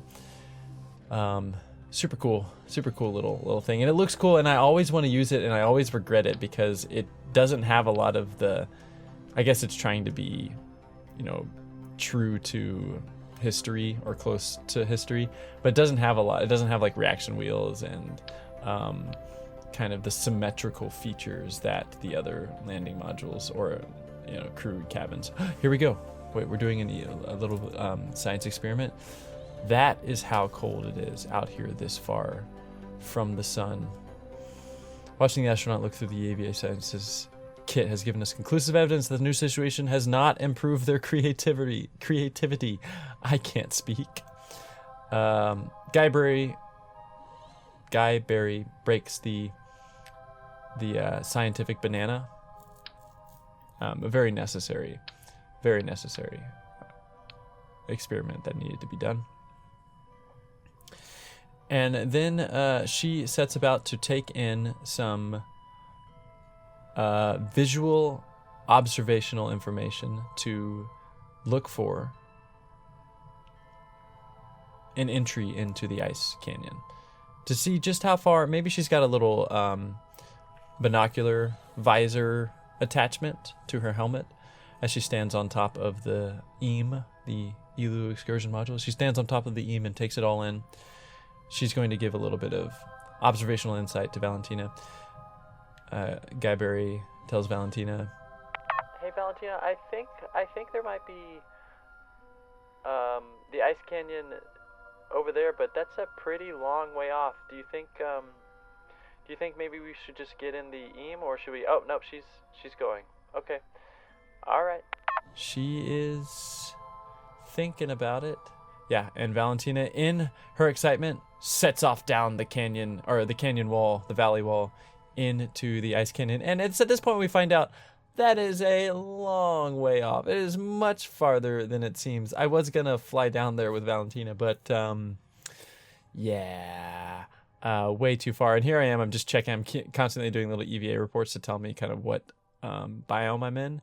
And I just, it's so far.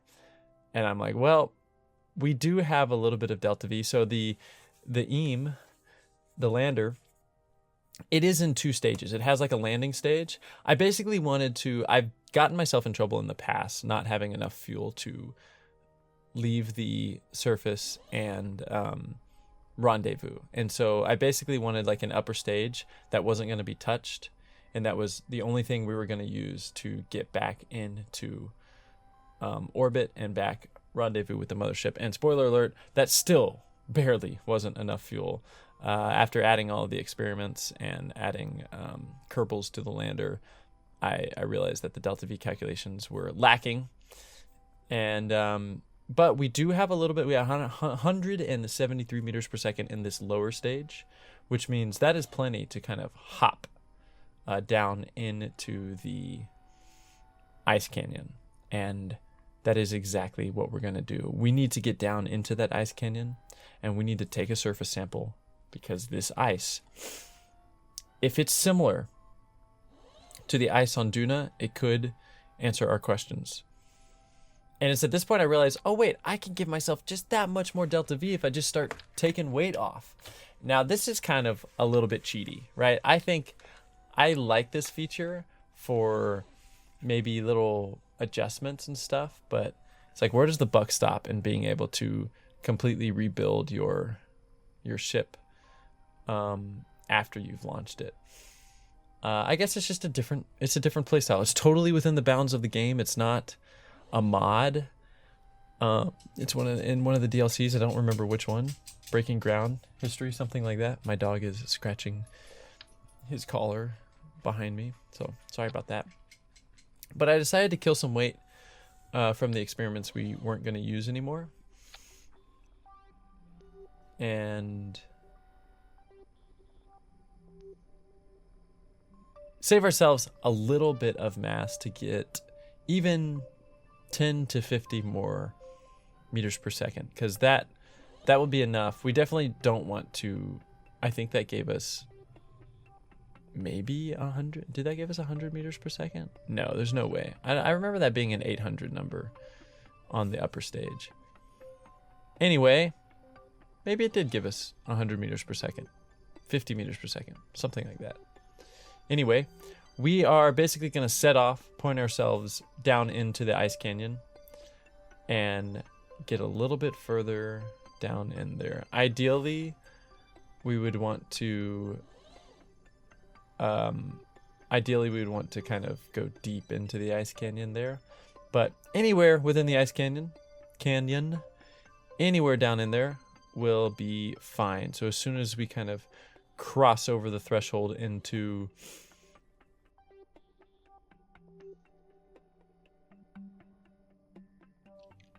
I was trying to see if I could find a report that would tell me exactly what biome I'm in, but I didn't have anything that could be done quickly. And if you go on EVA with this Mooner module thing, it flips you all out because it's not exactly symmetric, and so it does throw the weight off and it flips you around. Oh, that was a little bit of a suicide burn there. But hey, we did it, and I think we're deep enough into the ice canyon now that, oh no, that's the Fragipan, which I don't. Oh, I did. That was all the science. I had already grabbed all the science from the Fragipan. That's where we had landed in the first place. I thought we had landed in the Midlands, but no. So I use the last of our Delta V, drop that second stage, and take a little bit of a risk. I break my own rule because I wanted this second stage to only be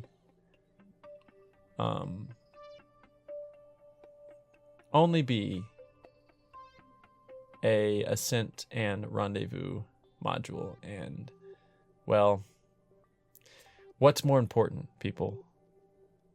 Getting the ice samples or getting home? Obviously, it's getting the ice samples. It's definitely getting the ice samples. I mean, if we come home without the ice samples, why did we even go in the first place?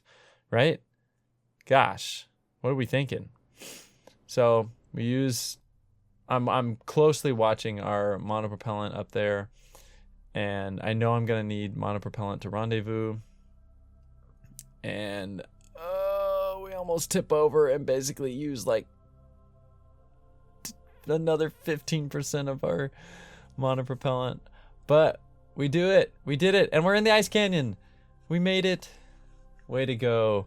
Way to go. That's some top-notch piloting right there, Valentina. I know that was not inside the mission parameters. That was not the original plan to land on the it kind of wasn't. Actually, it wasn't the original plan, right? We wanted to land somewhere where we could hop to a couple of biomes. We just didn't plan on doing it with the ship. We were planning on doing it with an EVA. And maybe we should have brought a rover, but man, rovers are tough, especially in low gravity planets. They just flip over, and they're hard to use.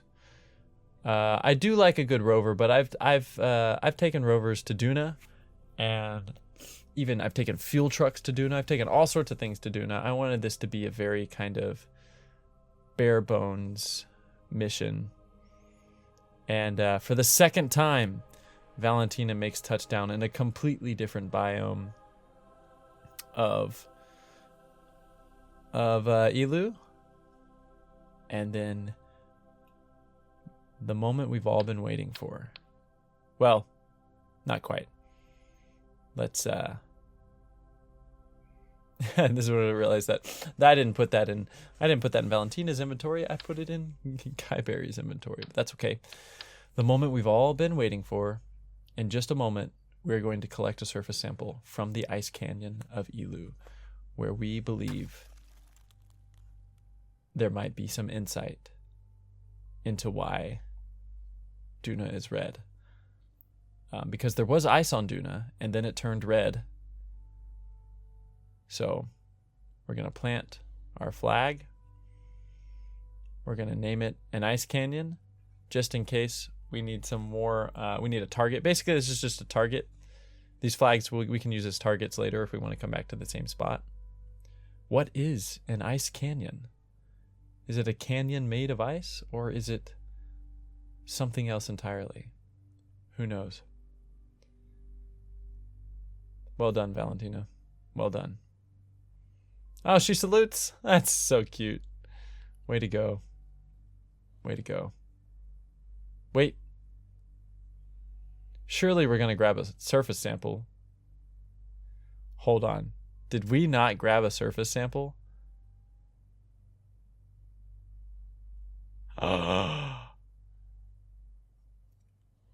We didn't grab a surface sample.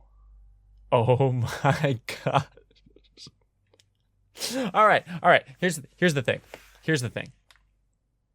We did, didn't we? I'm sure we had to have grabbed a surface sample. Well, did I click it earlier? I'm going to have to go back and check. I'm operating as if we grabbed a surface sample. There's no way Past Heath did not grab a surface sample. Okay, just being there, the virtue of being here in the Ice Canyon is, the science we've done here, the EVA report, the crew report, the temperature, the gravity, all of that. The gravitiometer, whatever, all of that. We have what we need. Time will tell what lies deep within the ice of Eeloo, but we definitely have what we need. We're just gonna take this data.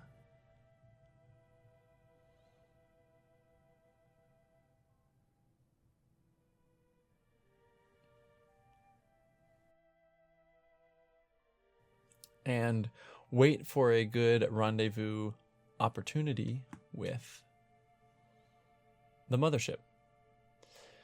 So, with the mothership flying overhead, we are as close to an equatorial orbit as we can be, and so you're basically going to wait for it to be directly overhead because our orbit is going to start out lower than the mothership's orbit, which means we will be going faster than the mothership's orbit.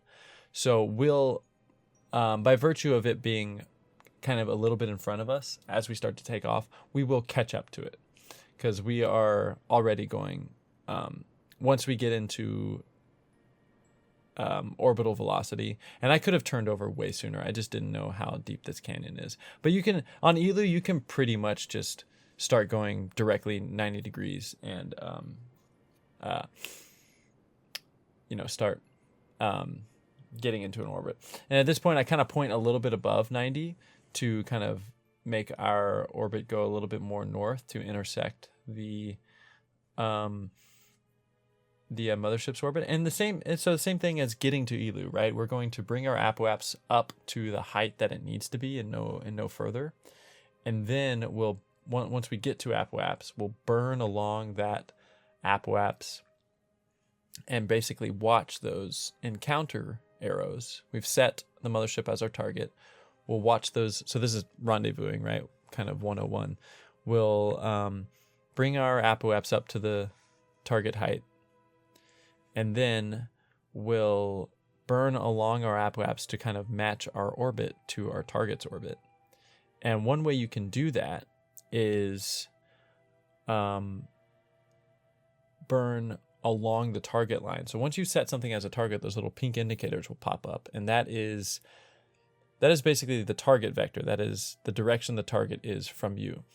And if you burn in such a way that aligns your prograde and retrograde indicators with the target, then you're eventually kind of putting so prograde and retrograde is the direction you're going. And if the direction you're going is in line with the target, then you're going to meet that target, right? So as you burn, kind of slightly off of your prograde vector, that prograde vector is going to go towards the direction you're facing, right? So if I were to burn, where I'm burning right now, you can see my prograde vector start to chase my directional vector.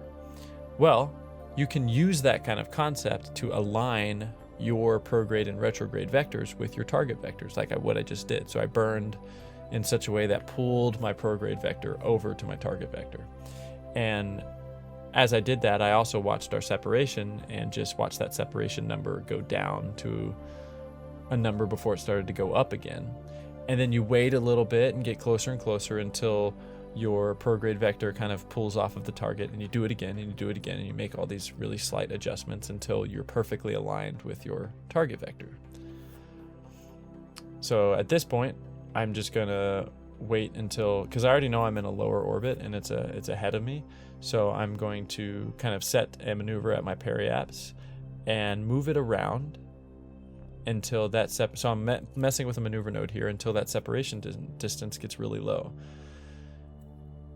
And you can like fine tune it, but you'll make all these little tiny adjustments. So up, down, left, right. And if you can get it to about 1 kilometer separation distance, then you can kind of hand, fly by wire your approach from there. So I usually I don't mess with maneuver nodes after about 1 kilometer or so of separation distance. So here we are, we're kind of coming up to our periapse.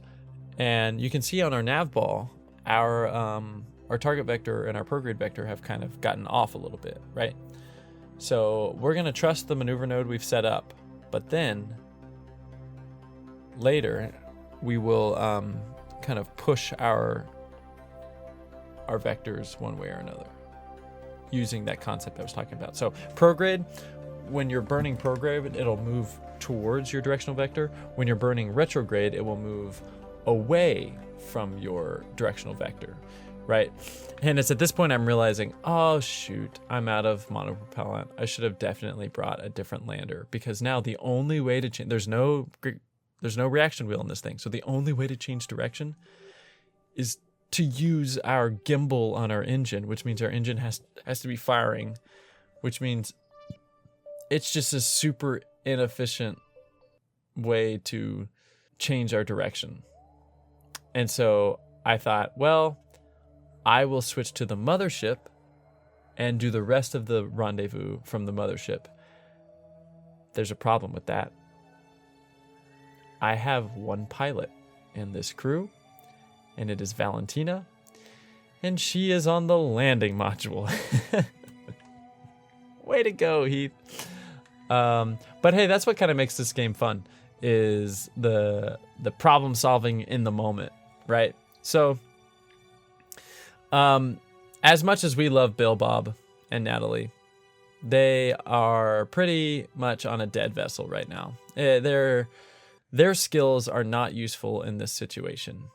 So we're going to go back to the EAM, and we are going to the EEM, and we are going to brute force the rest of this rendezvous procedure.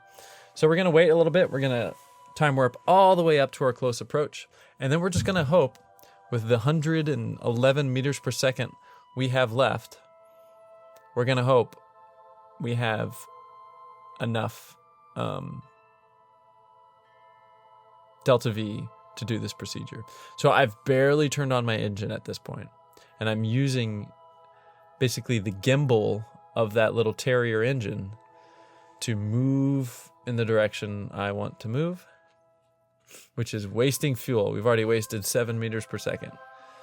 That's a big bummer. That's all right. I need to get on the other side of my retrograde vector so I can not only slow down relative to the target, but then move that retrograde vector to be in line with the target vector.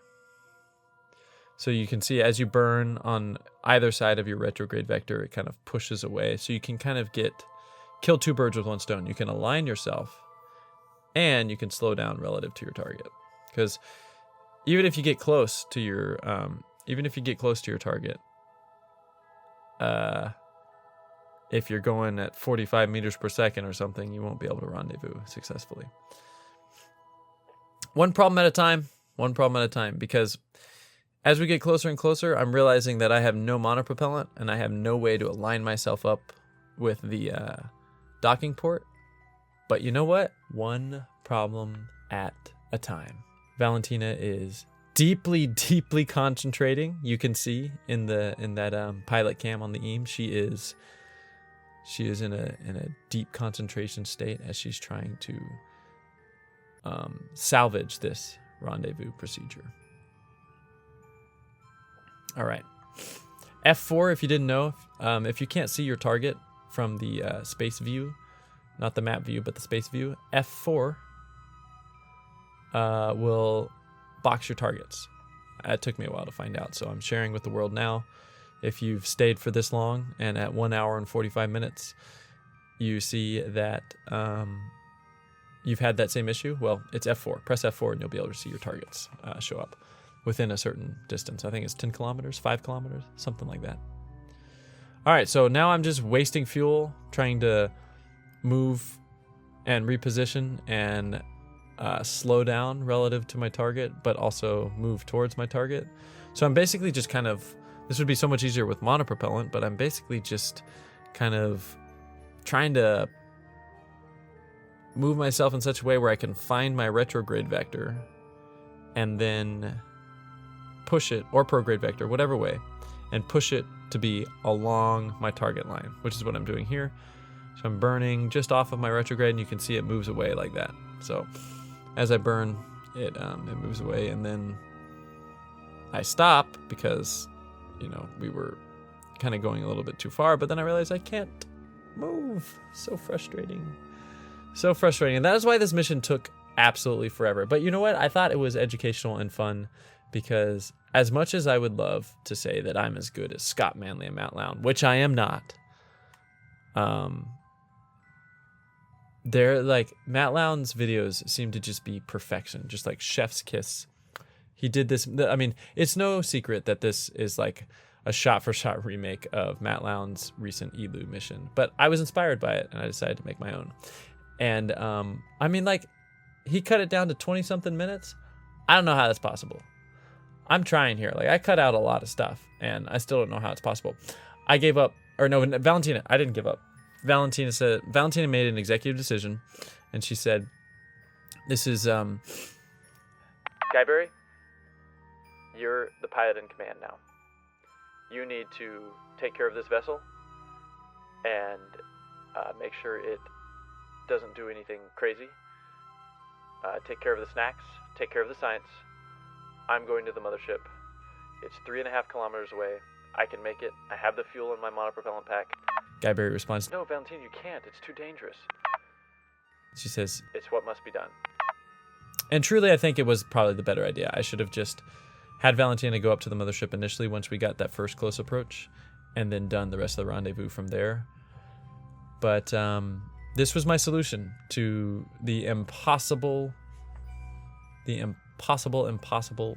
issue of not being able to reorient the EAM. And I knew if I ran out of fuel on the EAM, well then, you know, I would only be able to maneuver with this giant beast of a mothership, and that would have been pretty tough too. So we're flying our pilot back over. Gave Bill and Bob quite a fright as Valentina shows up, knocks on the cabin. Hello, boys. And climbs back into the crew cabin. They were not expecting that at all. They were in the middle of a Go Fish card game and eating all of Valentina's snacks. And she was a little bit upset about that. We're just readjusting our IGAAD there. It kind of went a little bit wonky. But yeah, now this is just the tedious issue of rendezvousing, right? I kind of explained and showed slowly the rendezvous procedures there.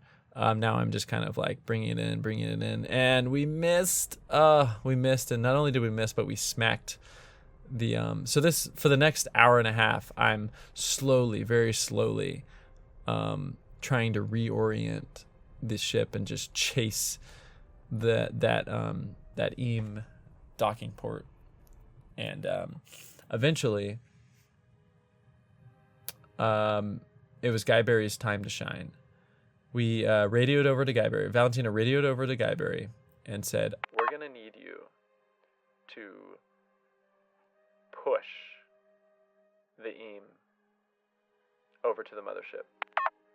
Giberry said, I'm sorry, what? Yeah, we need you to get out, grab the science, go on EVA, and guide the EAM back over to the mothership. and that's pretty much exactly what she did. She did her best, and then as we got a little bit closer, she got tired. Giberry got tired, and so Bill took a stab at it. And so Bill went out there and externally guided the EAM back into dock with the mothership. Whew, man.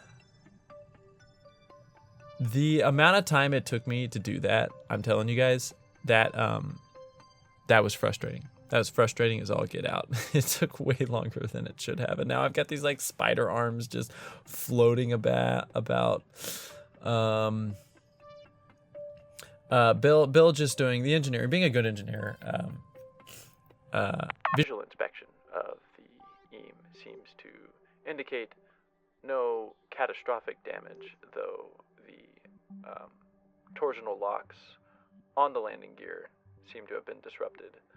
Nothing a quick little turn off and turn back on can't reset. Which is exactly what he does. And we are all set. The last thing we need to do is make sure the science from the EAM is transferred over to the command module. And so Bill climbs through the docking port, checks the airlock. Everything seems good to go. Giberry, you did a good job. You really, really did. It's time for you to take a rest and head over into the IGAAD.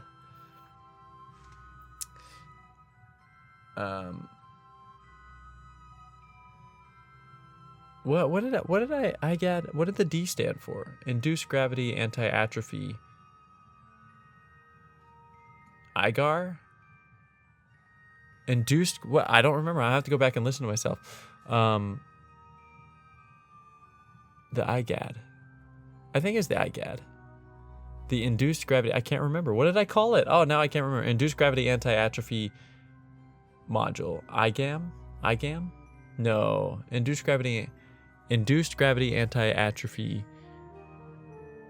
device. It is an IGAAD. What was I thinking? We're going to shut down the engine because we're going to start making, we're going to deorbit this guy. We are going to deorbit the EAM. It is no longer needed and it is just extra dead weight. So before we deorbit this thing, I think we go out one last time and check to make sure we have all of the science. But yeah. We just are going to bring the EAM's periaps down to something below what I believe to be the mountainous region. So, 1,000 kilometers, 2,800 kilometers, something like that. And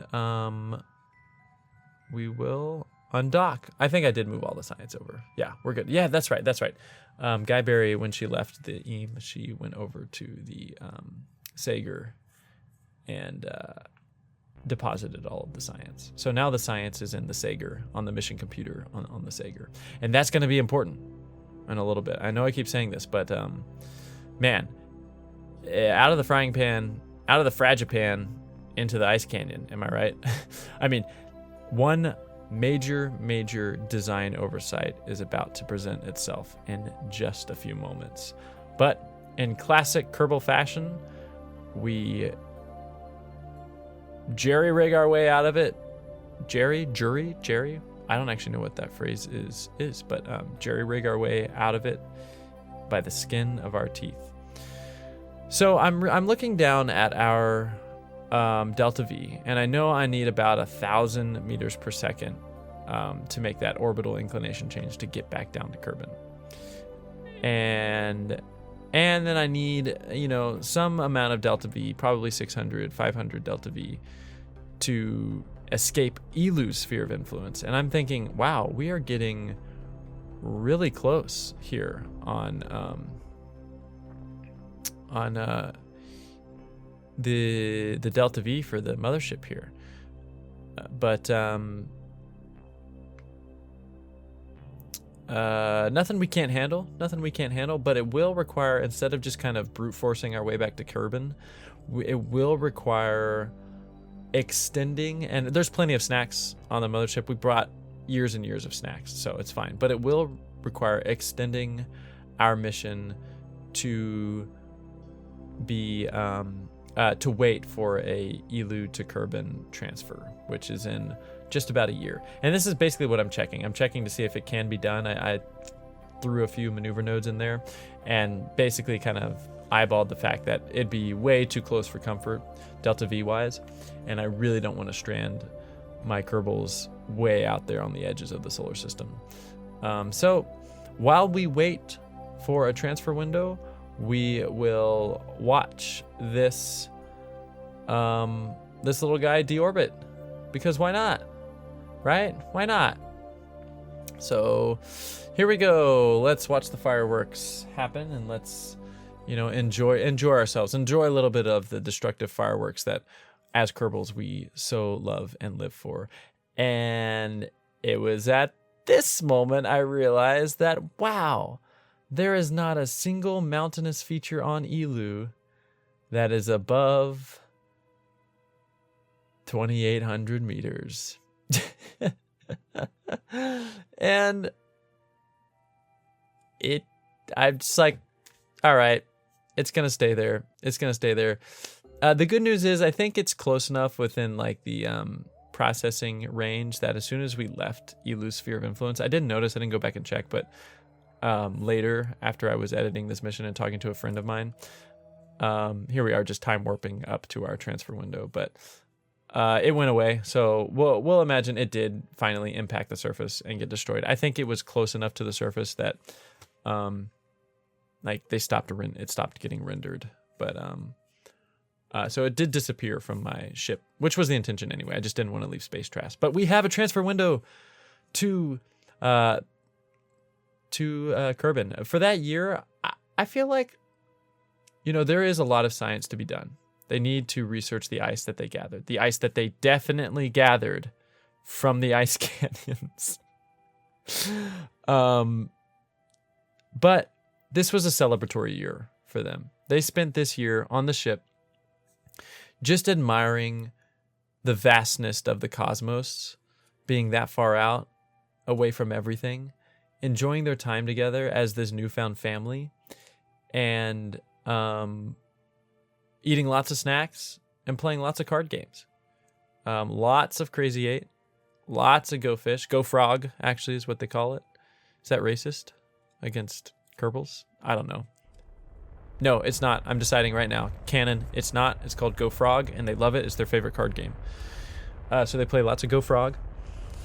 And just hang out. They just hang out. Giberry, it turns out Giberry and Natalie, they're just best friends. Not a love affair. That would have complicated too many things. Valentina kind of put her foot down on that. There will be no intimate fraternization on the mission. You know, wait for landing back on Kerbin for that. Let's survive the rest of this mission. Let's focus up. Let's let's do what we came here to do. Always the serious one, but you need that. You need that on a crew like this. But the IGAAD is up and running again, and we are making our orbital transfer burn. We finally have our window. So game-wise, right, we just made a maneuver that brought our periaps, same thing, reverse the process, brought our periaps to Kerbin's orbital size, to Kerbin's distance from the sun, and then went down to the descending node and added a maneuver there to make sure we get an encounter with Kerbin. And then we do the same thing, right? After we make that initial burn, then we kind of remove it because we need to reset our maneuver node again, and created a new maneuver node to get our encounter. And with this maneuver node, I was having a really hard time getting it any closer than a certain kind of distance from Kerbin, but I know I've played this game long enough. I know that once I get to that node, you can just like RCS up and down, normal or anti-normal, and really, really bring in your close approach. So even though I couldn't kind of like maneuver node a close approach, I knew that I would be able to actually physically get a close approach once I got to that point in our orbit. So I wasn't too worried. But if the astute observer would have seen that my close approach was only 600 kilometers or so, obviously we're gonna need to get much closer to that because because we do not have the delta V to slow down at Kerbin. We are going to dive headfirst into the atmosphere and use the super overpowered ablative properties of the heat shields that the Kerbals have invented. Kerbals have invented. And people have talked about how overdone the heat shields are. You know what? Kerbals, they love blowing things up, right? And I don't spend a lot of time on the KSP Reddit. Maybe I should. So I don't know what people are saying. I just know I'm just repeating some things I've seen and heard. But they like to blow things up. And so obviously they're going to spend a lot of time researching how to protect themselves from the things that they blow up. So I don't have a problem with the fact that the heat shields are super overpowered. I think that this game is challenging enough. And you know what? You can always take some of the ablative material off of the heat shield if you want to make yourself feel a little bit more realistic. But hey, I'm having fun, and that's all that matters. But we have made our way down. This time through, they rotated their turns on the IGAAD, so all of them are feeling nice and gravitationalized. And yeah, we've made our way down to our maneuver node, our inclination adjustment. And here's what I'm talking about, where I know either at the edge of the sphere of influence or here, I can just bring in our thingamajig. And it's at this point we need to pause for just a second because something devastating I realized. There is a 5 Kerbal crew, and there is one command module that has a heat shield, and it has 3 Kerbals in it, or 3 seats for Kerbals. I made a big whoopsie. And I realized that about the time I was thinking about, oh yeah, I just need to plummet into the atmosphere. About how deep should I go into the atmosphere? So I'm setting up that kind of maneuver node and about to do it. And then I'm like, shoot, I don't know how I'm going to save our interns. Obviously, Valentina, Bill, and Bob, I mean, as experienced as they are, we can't lose that kind of experience. So they're up in the command cabin. Giberry and Natalie are in the CEGR or in the IGAAD, having a grand old time. They're playing Go Frog. They are none the wiser, and Bill, Bob, and Valentina are whispering. What are we gonna do? I don't know what we're gonna do. What do you mean, what are we gonna do? Well, we can't just leave them.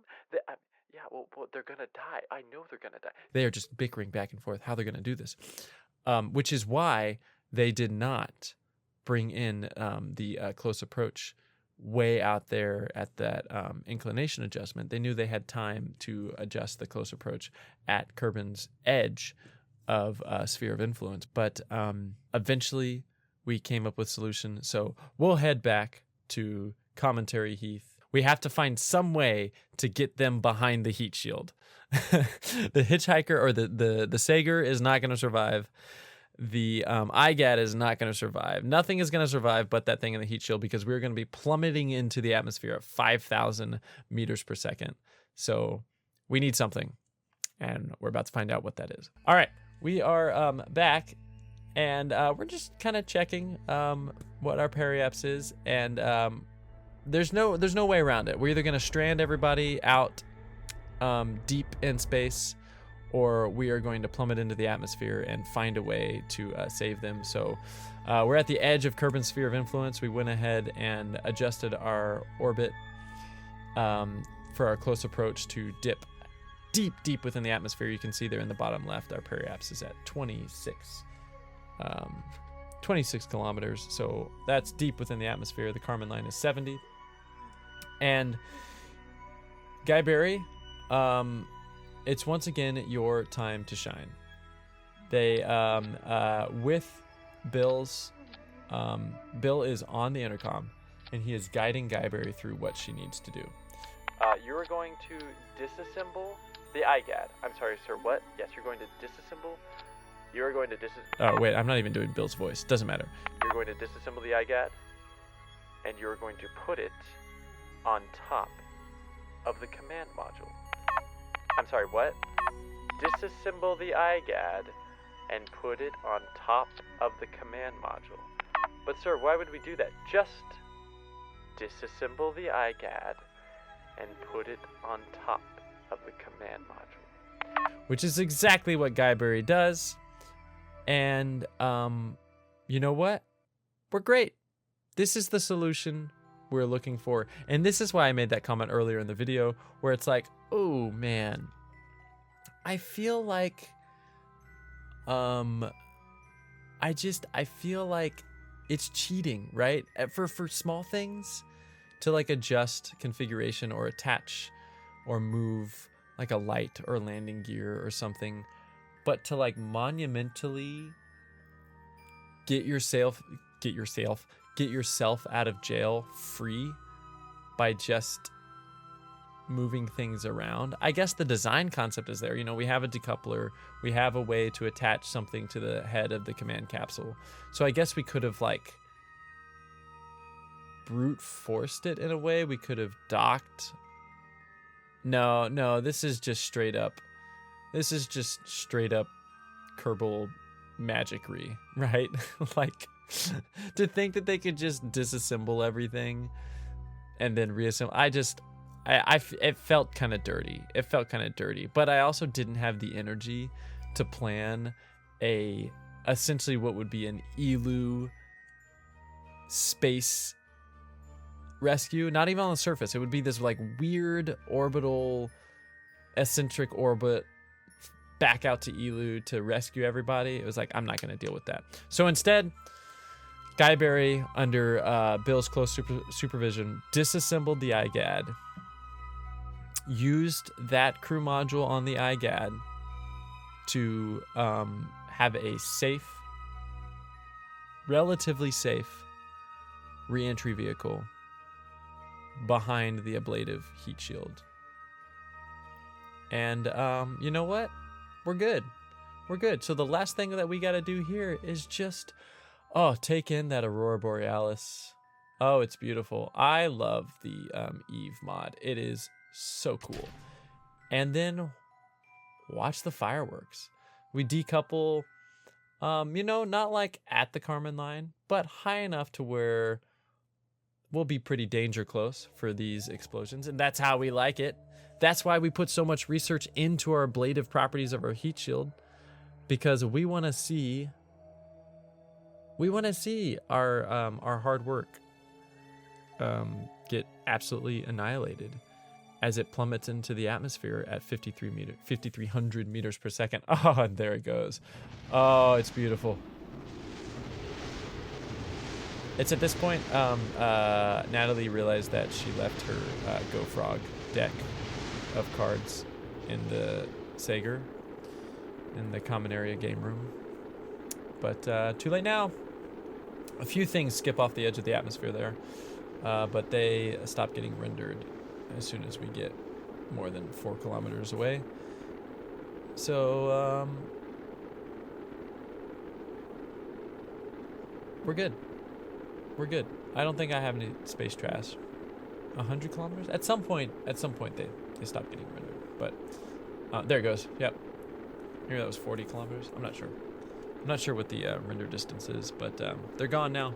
No space trash. Yay. I do love this part of like the missions.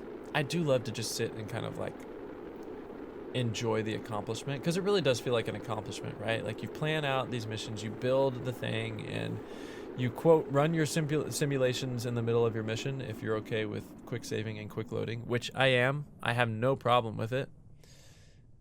And then you just get to kind of like, you know, you're safe. You've done it. And I just like sitting here and kind of like watching you fall through the atmosphere. There's nothing left to do, right? Well, there's a lot left to do. We have to research the ice that we gathered, that we definitely gathered with that surface sample. And they did a little bit of that in their 6-year hiatus back to Kerbin. And during that time, oh yes, I'm just now getting the reports. Unfortunately, this ice is slightly different than the ice on Duna, but there are some very secret laboratories on Kerbin that can match the. It's about a 70% match. So some of this ice is a 70% match to the ice on Duna. And there are some research facilities on Kerbin that can identify the properties, qualities, elements, molecules that are in common with Duna. And although there's no indication as to why Duna is red because of the ice on Eeloo, it is a 70% match. So if we can find out what elements do match on Duna, and if there's any other of any other elements or any other places in the solar system that have those elements, even if they're not ice, well, that just may be the next missing link. But we did find out on our return to Kerbin, we did find out that this mystery is bigger than we thought. It's not just about collecting Eeloo's ice. Eeloo did not, in fact, have the answers we were looking for, the answer to why Duna is red. But somewhere, someplace in this solar system is our answer to why Duna is red. We're going to take this ice to these research facilities on Kerbin. We're going to find out what molecules we need to track down, what elements we need to track down. We're going to go track them down, and we're going to get the answers we're looking for. Okay, hold on. Let's scan this. Let's see. Surface. All right. I'm looking for surface sample. Oh, I didn't even scroll down. Oh, well, that's it. Thanks for watching, guys. Seriously. That's a fun mission. I don't know how on earth I would be able to get it down to 20 minutes. That would be impossible. But thanks for watching, and we'll let you know how the ice samples turn out and what research facilities we need to seek out on Kerbin and where we're headed to next. Thanks, y'all, and be sure to check in next time.